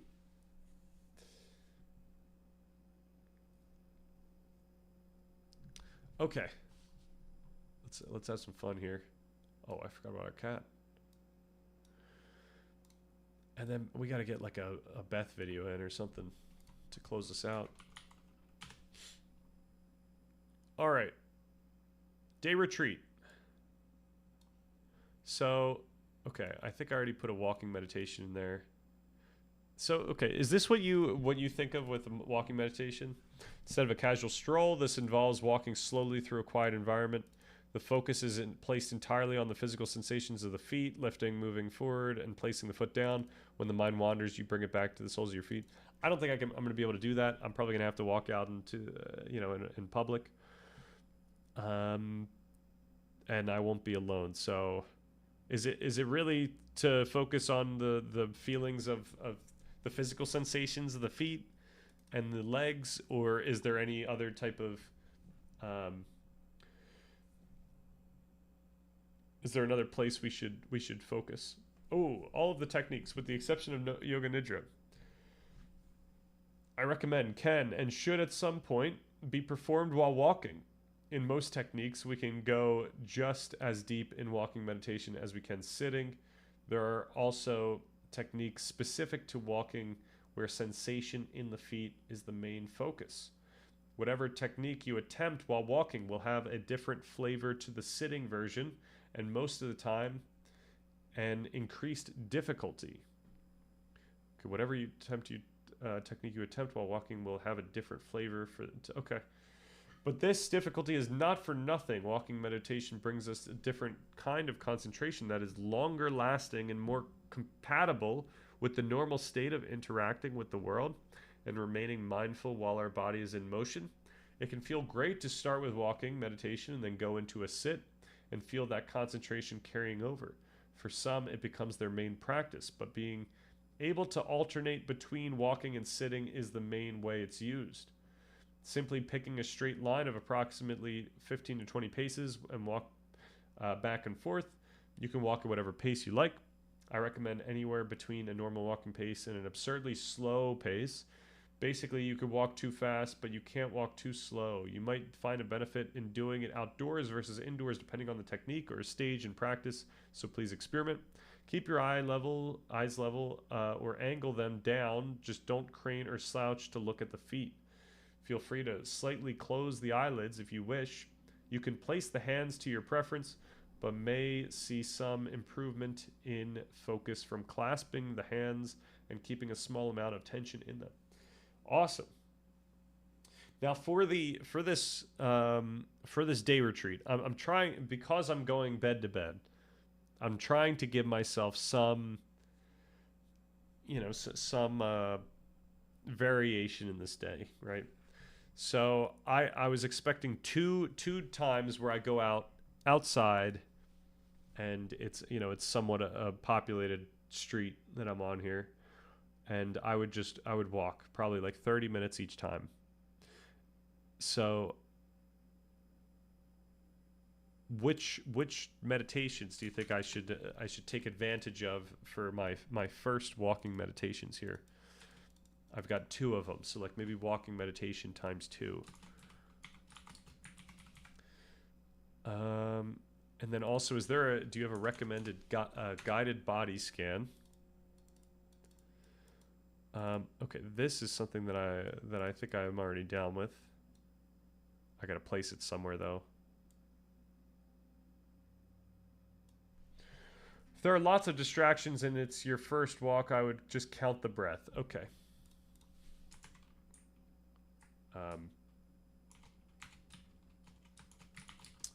Count the breath. What about paying attention to the feelings of the walking? Like, is that something I could perhaps do later in the day or something like that?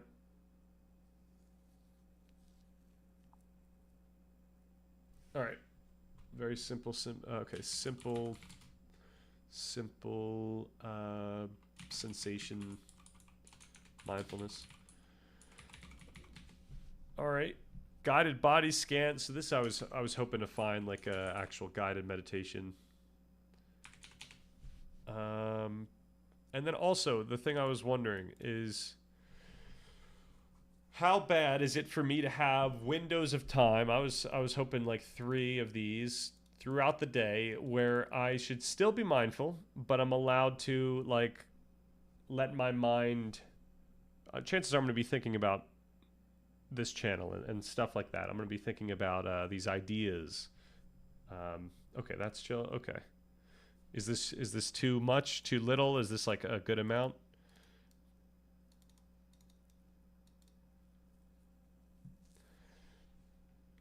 All right, and then the schedule I have so far, I'm just kind of building it up, trying to get like a thing going here. And I realized maybe a little too late that I want to get a strength training in as part of like a meditation. I think I mentioned it before, maybe like meditating over during, like in between sets, meditating on like the sympathetic nervous system and the fact that I'm going to be all wired in between these sets. Okay, good amount, nice. So I might want to do that earlier in the day, though. I think that's usually an early in the day type thing.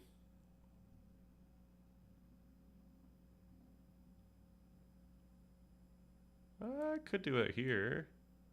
All right, what do we have? We've got. Let me know if there's anything sus about this.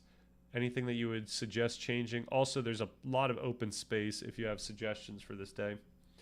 So wake up and prepare. Seated, we get like a 20-minute seated breathing or OM. Non-directed, right? Not guided. This is just chilling. Then we get light stretching with calm music. And I'm gonna have to pre-vet this music because it can't be too crazy. It can't have any vocals in it. Guided meditation at 9, probably from waking up.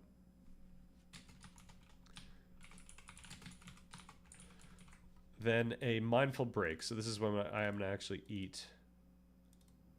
Rest, breakfast, coffee, observe surroundings. This is kind of a long time. I don't know if I could go for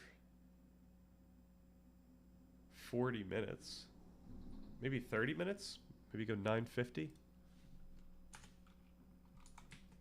9:50 a.m. All right, 10 a.m. walking meditation.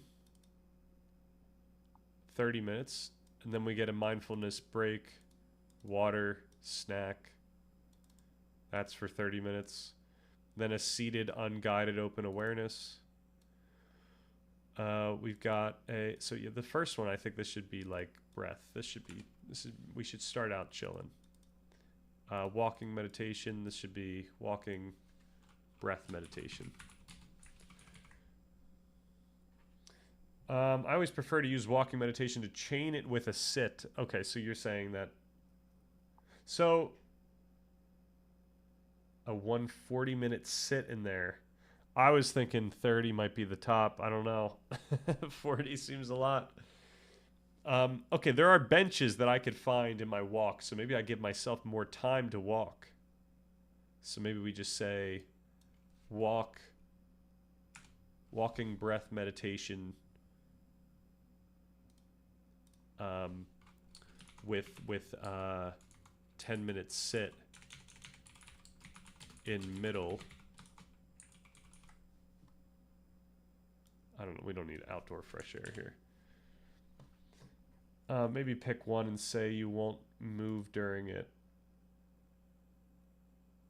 Oh, the sitting meditation? Oh, that's what I usually do. I try not to move at all. Yoga Nidra is great if you need a nap. I should do a guided Yoga Nidra at some point. So, guided Yoga Nidra. Yeah, do people usually move during their meditations? Is that something? I usually try to stay in the same. The only thing that I move, the only thing that I do to move ever is usually to adjust my posture. Nidra is chill, very easy to do 40 minutes. Is that, are you like lying down during that? Like, is that, or is that also a sitting yoga? Also, yeah, I switched to kneeling like a week and a half ago, and I'm enjoying that. Also, it's good to get the quad stretch. And I wanted to break that up though. So we've got like seated here. One of these can be kneeling. Maybe this is a kneeling. Oh, we have a, okay, no, we could do that here. Kneeling, guided meditation. Seating breath, kneeling guided.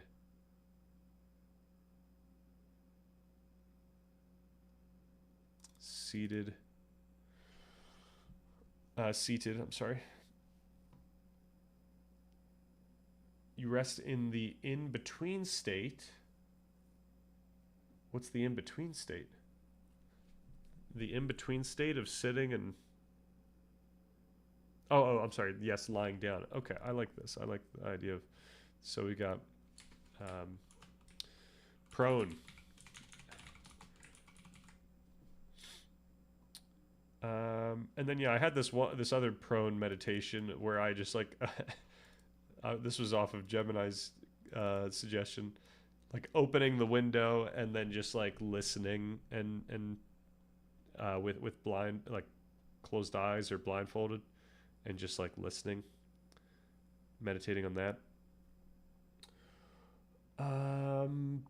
You rest in the in-between states, so super for refreshing, and time whizzes by between awake and asleep. Hypnagogia, that's what it's called, I guess. Nada yoga. Okay, nada yoga is the listening one. All right. So what do we have? So the only thing that I need to add in this thinking window somewhere, so I could still do that. I want to get a seated metta somewhere in here.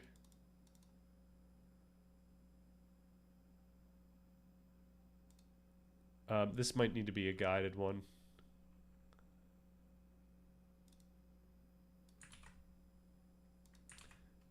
Maybe I'll do this kneeling. Guided metta at some point during the day. I think that has to happen. Then we've got mindful dinner. We got mindful chores. We got mindful shower. And we got seated. Oh, we need one more walk, right? Where was the second walk? How late do I want to be walking?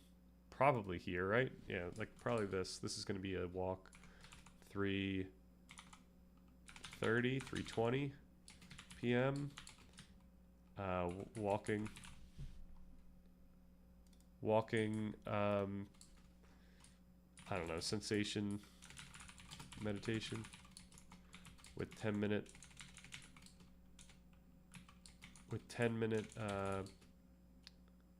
sit in middle. Advice for metta is split the session with breath first or something similar. So breath into metta. So, okay. Breath into guided metta. And I feel like this should be later in the day.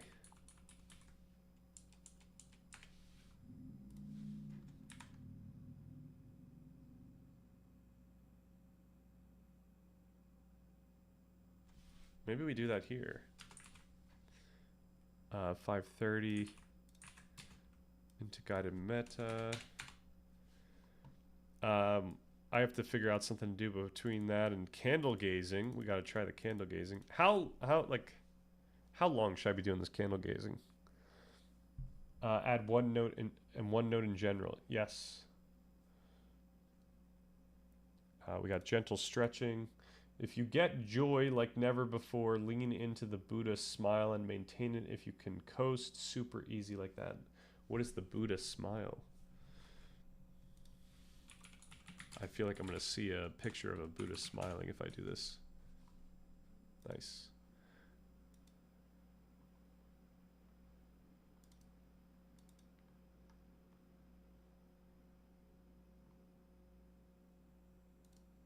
Full acceptance of the present moment, acknowledging that both suffering and well-being are there with clarity and compassion.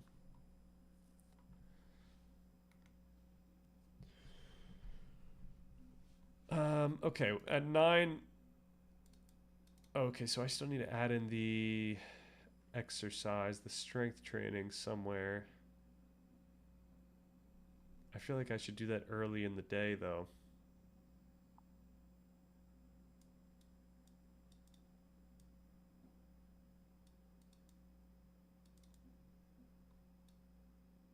Now let's take that back. I kind of want to follow a similar schedule that I usually do.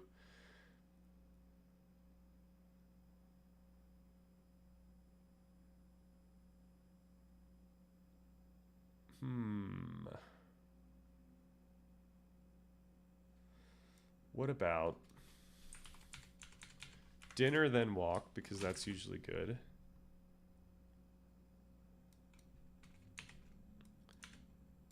Then go straight into the mindful chores, mindful shower. Dinner is going to happen right after exercise, strength training. So mindful strength training.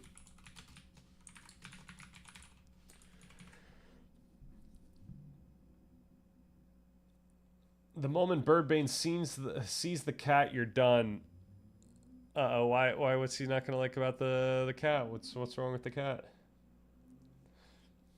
When you first get meditative joy, you can almost forget to smile, but if you need into it, then it feeds. Okay, are you saying to physically smile or to imagine myself smiling?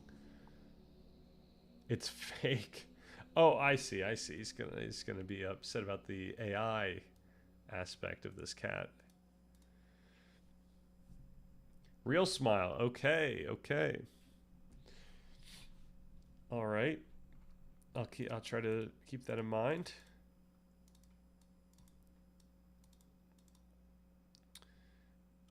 All right. So where would this be? If I'm walking, then I give myself 40 minutes. So that puts us at 350. Dinner, we'll give it 30 minutes. That puts us at 320. Strength training, we can do 30 minutes. That puts us at 250. We need to fill up about 2 hours of activity there. Okay, another thing that I was considering, and maybe this is crazy, but I'm kind of I spend a lot of time in this apartment, and then I'm gonna walk outside. I'm gonna be doing some walking, but it's gonna be like a public area. It's kind of in the city. How crazy would it be if I found a YouTube video of a static environment of just nature, and I put it on a TV, and I just meditated on that. As if I was like actually out, in the woods during a retreat. Nothing too stimulating, nothing moving. Go for it. This is kind of like my schedule. Nice. With or without all the meditating. You should be like, this is kind of like my schedule, except for all the non-meditating exercises here.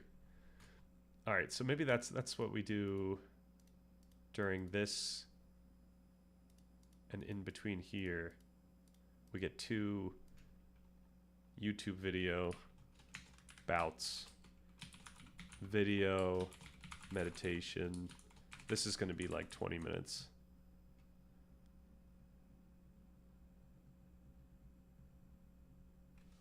All right, 2:30 p.m.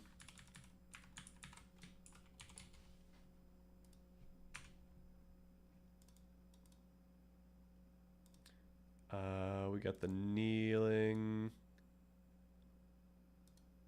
Okay, so I just need to come up with more activities, really. At some point, we get rest and tea. And then 10:30, we got a kneeling, closing meditation, guided, then silent. And then bed. Okay, what is going on here? 4 a.m. wake up, 4:30 meditation, 4:32 ed meditation, shower, 3-hour shower, hell yeah. What are you doing in between the minute of? Oh, I see. Okay, and shower, then mindful breakfast. End of mindful breakfast. You didn't need to eat anything anyway. Then another mindful breakfast, number 2, which lasts for 2 hours and 20 minutes. Then prank call McDonald's, go to drive-through, order McDonald's. Mindful breakfast 3, and a mindful breakfast 3. That's just 1/2 of the day. What are you doing? Or is that it? That's and then yeah, coma after you eat McDonald's. All right, if instead you decided I'm gonna count the breath and do a really good job, I think you'd have more joy. Oh, what is this? This is instead of what? If you decided I'm going to count the breath and do a really good job, is that in lieu of what? How long are you candle gazing? Wow. Okay, so is this a good candle gazing? Oh, can we get in this episode? Is this all a? Okay, no, they're talking about candle gazing, or do they have a practice? I kind of want to go into candle gazing like blind, and maybe come out blind, but in the sense of like I'm kind of curious what happens if I just start looking at a candle. Oh, looking at the TV. You're saying if instead you decide I'm gonna just count the breath and do a really good job, I'd have more joy. So the TV's still on here.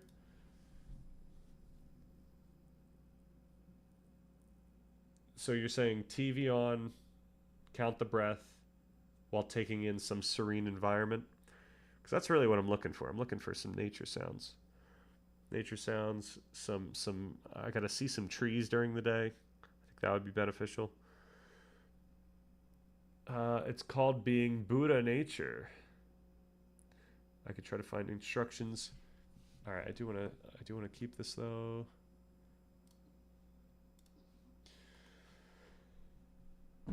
Should I do the Wittgenstein? No, I think I'll think too hard if I do the Wittgenstein one. Oh, I keep forgetting to add the thinking. When would the thinking be best? So we wake up, we do the seated, we do the light stretching, calm music, kneeling, guided meditation, waking up. So we got mindful break. Honestly, the thinking could probably happen in any of these like breaks. Yeah, I could just probably throw that in here. Maybe like 10 minutes here. 9. Well, 9:40 a.m. Thinking window, and then walking. We throw it. We let it all go. We go for a walk. Thinking window number 2. We can easily put in here. Thinking window. This is going to be a 15-minute one. Let's put it right after the gentle yoga. Let's go 12. What am I doing here? Oh, how long's the mindful stretching going on? 15 minutes? 40? Maybe 45 a.m.? And then the next thing's going to be at 1. I'm sorry, p.m. All these.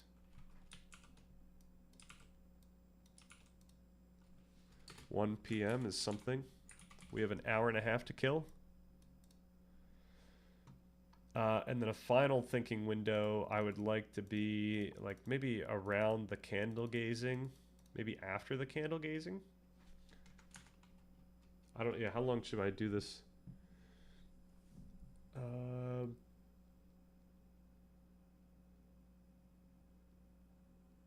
The instructions are not complex. I can explain it. I thought I was just staring at a candle, but if there's extra instructions, then I'll take it. Oh, I see. You stare at a candle for as long as you like, 10 to 60 seconds-ish. You close your eyes and stare at the after images till they're done their thing, then stare at the candle again. How many times do I do that over and over? This is like 3 hours. I'm sorry, what is 3 hours? The amount of the windows here?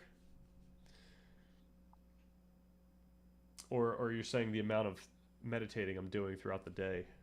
Which is kind of the point. I think this is going to be a day where I'm just constantly meditating.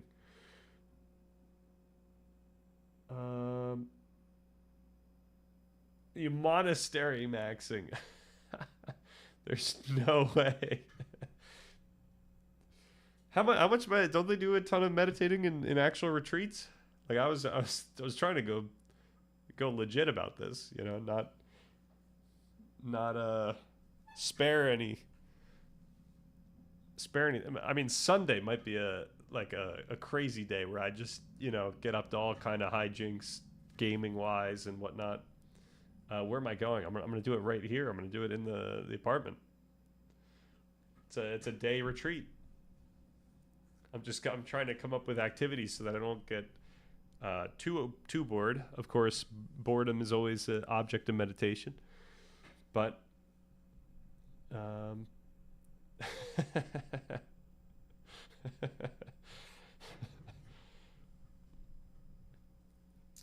okay, until the session is over. So it would be for as long as the session is going. So I would probably want to do this for like 15 minutes. And I'm gonna grab this, if that's all right.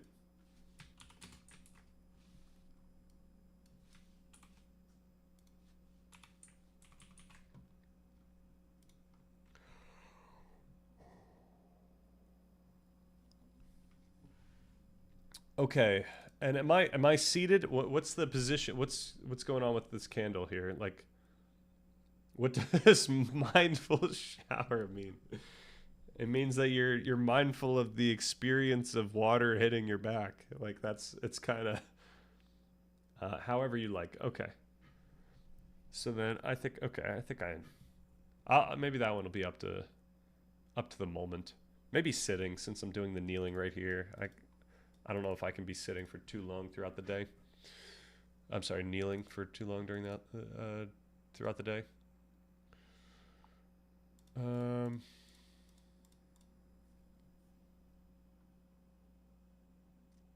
Yeah, no, that makes sense. That makes sense. You know, whenever I you know, do something stupid and look at the sun or see some type of light, some bright light, and I close my eyes, I do see like you know, it persists. And I imagine looking at a candle I imagine a candle's not as crazy as any of those, and it'll also be nice where it's pretty dynamic. Like the cool thing about fire in general is that it is actually so stimulating by itself. Like I could just honestly look at you know, if only at a bonfire. Maybe I should do a fire. Oh, we should do a video of the fire. Okay, let's go into that. Where was the first video? Video meditation. This is going to be nature. This is going to be like this is going to be green nature, something like that. Green nature, forest or something. I don't know. Something like that. But we should do a video meditation of fire like later on at night. get me back to like the primitive human experience. This is happening here. We're doing a 910 fire.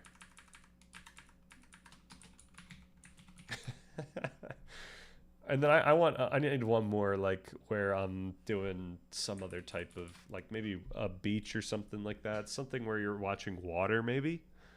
Maybe we get some green, we get some water, and we get some fire.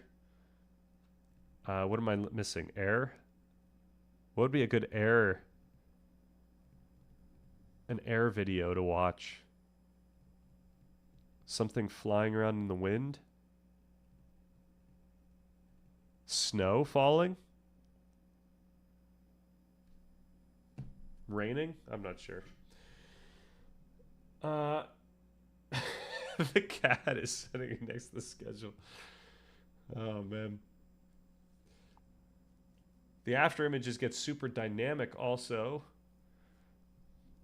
Right, yeah, well, like even for something like a static light, it almost seems like it like jumps around. So I'd imagine a candle would go crazy dynamic. The most interesting part. Look at him. What is he doing? I think he's meditating. Isn't that what the cat's doing here? Now, this is crazy posture for a cat. Like, I bet if a cat actually tried doing this, it would have the most sore back possible. But I don't know. I don't know anything about cats. Cats are vertebrates. Stanley's going to come out of this and hit us with the "Welcome, my disciples and students. Let us begin," in that gentle monk on the top of the mountain voice in the robes. You don't know. I don't know that. I was making that up. That's my guess. I think I'll be coming out of this just, having an interesting experience. And I mean, the way that I think about this, as controversial as it is it's like a training. It's strengthening exercise. It's training, but it's also a discovery. It's also like a discovering how my own experience will be during this type of thing, which is cool. So like it's I know it's like I'm less the discovery part of this is like interesting, but it's less important really than the training. Really I'm training my mind, and I'm doing like a significant bout of training throughout this day. And yeah, I mean, also it's just going to be an occasion. Like I wanted to try to make something that would be an occasion, something to be excited for, something to enjoy while doing it.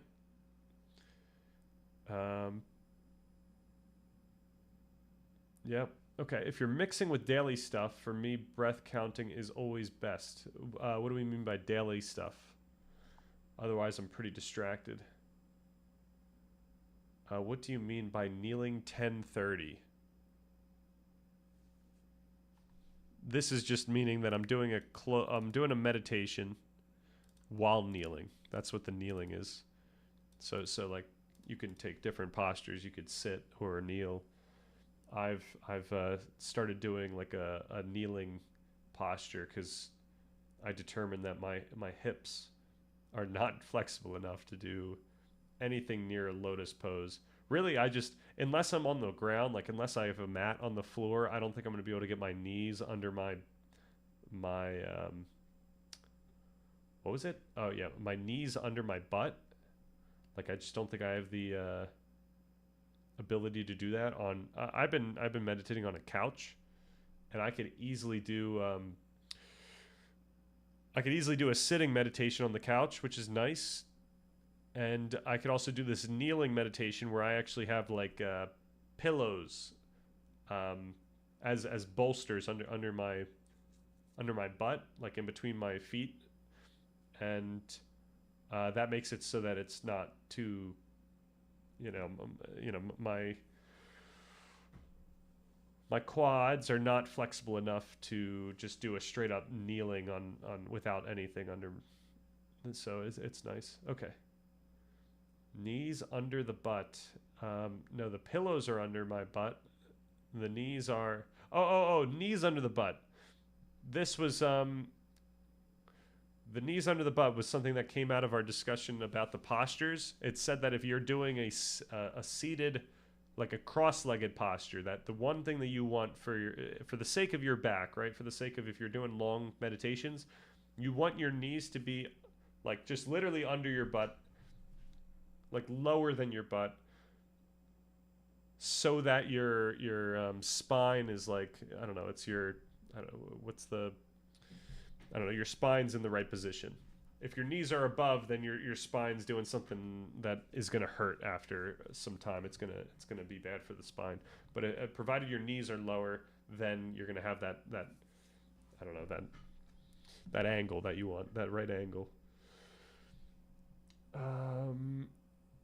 An extra leg joint, but it's whenever you're doing like the cross-legged, like if you were doing a lotus pose or something like that, you want the, so you what you could do is you could get those like yoga blocks, or you could get like a pillow and you could put that under your butt. But the problem is on a couch, even when I have those pillows, I'm so inflexible that my knees are still above, so I can't do that yet.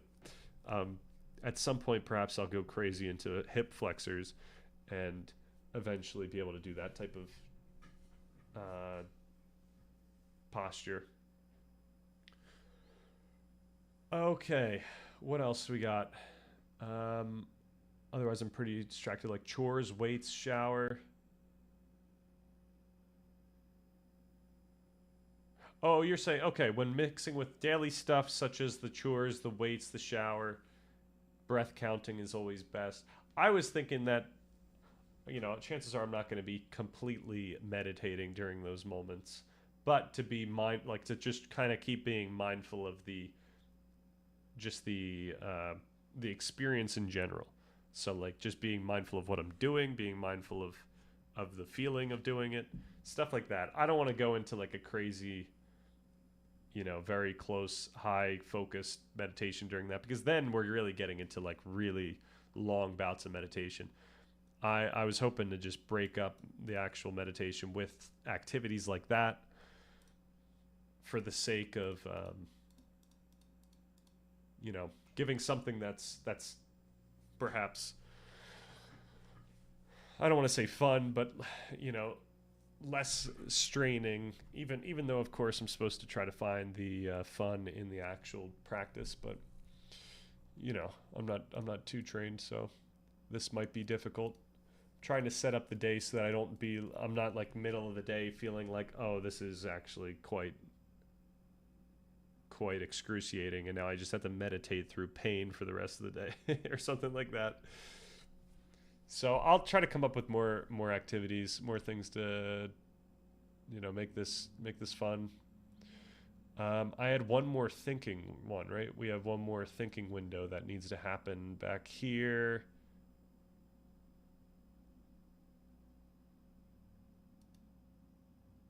I'm going to have to give my eyes a break here. Maybe this is when I do the Yoga Nidra. Now, the Yoga Nidra should be like here, right? Mindful shower.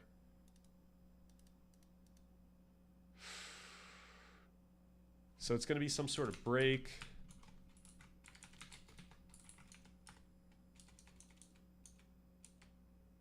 This is going to be what, like 5:20?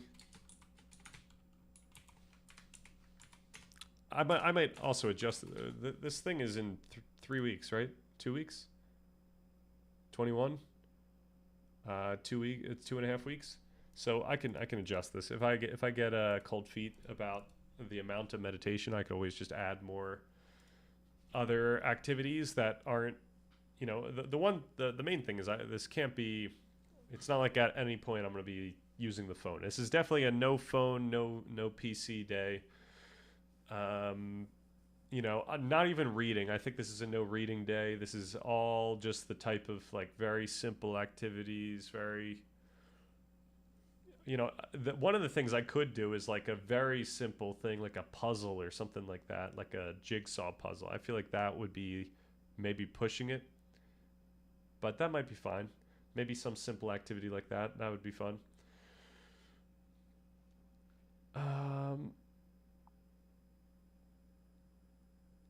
This whole schedule is just a version a version from what I'm really doing, which is writing another document. That's what I'm doing. All right. What do we got here? What is going to happen? Oh my gosh. Oh, is this, it's going by one. Oh, I think I've seen this before. Yeah. Is this okay, is this one where it ends up going to Chick-fil-A?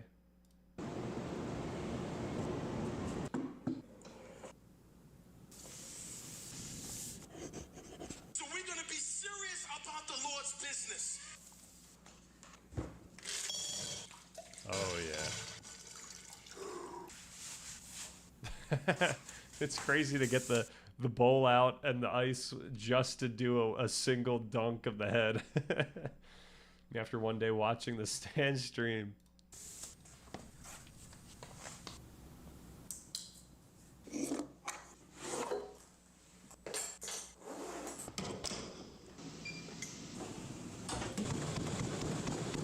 Oh, yeah.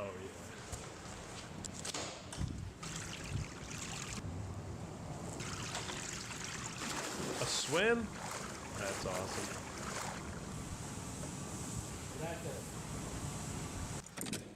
Oh, this is actually a pretty nice morning.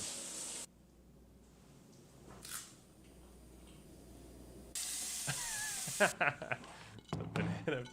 So looking at it, bro, we gotta go ahead and get in at least 10,000. Oh my gosh, the late eat too. Thank Who's making food? So, okay, when did this start? 4 a.m.? So, okay, 4 a.m. to 9:30. So just, okay, not eating for the first 5.5 hours. I guess that's doable. You end up doing a, what kind of fast would that be? I guess it depends when the last meal is. But yeah, at some point in college, I was doing intermittent fasting. And it was a little difficult. What even is the point? Got a full-time job, just doing it. I think it's just for, I mean, it's kind of, I don't know. It's kind of, it's a little crazy. But then also, there's also this idea that when you follow that type of schedule, you do end up like feeling immense, meaning about keeping a disciplined schedule and doing really healthy things. So you end up like losing aspects of your day or freedom in your day, but then you gain actually like a positive mental well-being that, perhaps is worth it. But I don't know. Okay, 5 to 6 hour morning routine. That's half the day. Yeah, but like that included a lot of his stuff, right? That included work, and it included journaling and stuff like that. Like that was a pretty productive morning. Now the question is like, do we need to do do we have to do the swimming? Can we just, what was the hot tub about? What are we doing in the hot tub? Like he needs to replace that hot tub with a sauna, and he needs to replace the head dunk with a cold plunge. I don't know. I don't think I'm gonna go ever into the Brian Johnson level optimization, but I will certainly try to. Like the goal is at least for me, and this is kind of like I'm where I'm at right now. I just kind of imagine that part 3 of the document's already done, so I kind of think about what might be available for me to do to affect my day in ways that are positive, and so it's like generally beneficial to like work on slowly incorporating good habits, and maybe a good habit is I don't know, whatever, getting good sleep or working in exercise and every day and stuff like that. How old do you think Brian Johnson looks I don't even know. He definitely looks better than he used to look. That's the one thing I would say. Like, he used to be like pretty overweight, and he looks significantly better now than when he looked overweight. That said, it doesn't look like he's like young. I mean, I guess he looks kind of like he's in his 40s. Which is that where he is at right now? Brian Johnson? Age? Yeah, he's 48. It makes sense. Yeah, like this he looked younger, but he was definitely yeah, like I think he looks really great in his modern, like, I think this is closer to modern form right now. I don't remember when this was, but this did look a little more vampirish. But yeah, no, I think yeah, and once again, or not once again, because I don't have we talked about Brian Johnson on this channel. The thing with Brian Johnson is it's not like he's gonna look young or anything like that. He might not even live forever, right? That's the whole joke. The idea is that he is living in such a way that is making him age as slowly as possible, and that is true. Like that is like a scientifically true thing, and it might not be obvious to someone just like viewing him, but the way that you actually determine the age is not by looking at someone; it's by getting all these different markers. Whether it's your blood or your why doesn't he meditate 10 hours a day? That's a good question. I think he might meditate. I'm not sure if he meditates. Maybe he used to meditate and then he doesn't. I'm not sure, but that was the thing. That was what I was saying earlier. Like if meditation has such a positive effect on your well-being in that regard. Now, granted, you could argue that someone like Brian Johnson, who's already doing a lot of things that are affecting his ability to regulate emotions, he might not get as much of a benefit age-wise out of meditation than other people would who aren't currently using all these other techniques to deal with your emotional well-being. Like the way that Brian Johnson cares about sleep, like the way that his schedule really respects sleep, and the amount of sleep that he has is giving him a significant aging advantage over other people that aren't sleeping that well. So like that already would not be reflected in the study we just saw. But I'm guessing that meditation would be beneficial for him and probably would affect his aging. So yeah, I don't know. Perhaps it's just because there's not as much evidence out there. I think he's been kind of trying to follow the evidence while also experimenting new stuff on himself. So yeah, I think maybe meditation is less palatable because it's just not as studied. Who knows? But I would imagine it's more effective. I'm curious if his site has. I know like he's mentioned that he's got like all this stuff on his site, like he records everything, and he's got like his team ordered every single thing that helps with aging, in such a way of like how much it helps for like the cost. Like it's basically aging efficiency, and maybe meditation was on that list. I'm not sure. Modern form. He doesn't know game, no ball knowledge is why Catholic cardinals like to live to like 90. I'm sorry. Okay, we have done it again. We've gone way over my usual 2 hours. Just chilling out. Prepared foods. That's the only other thing I have here. And simple light meals. I got to figure out the meals. Maybe I'll make them fun. I don't know. We'll see. Something that would be enjoyable, but also not something that I'm going to be like overly looking forward to for the entire day. Just like, oh, I can't wait until this happens. But even then, like I would meditate on that feeling. Like I feel like with meditation, there's almost like no wrong way to do it except for when you lose that awareness. Like that's the only way to like provided you're not getting lost in thought, like you're getting swept away, you can meditate on any object and it would be a beneficial practice. That's just the way that I'm thinking about meditation these days, but I could be wrong. Who knows? We'll have to look into that. But yeah, I think I'm gonna call it there. We'll see how I feel about this crazy schedule, more close to the date. And yeah.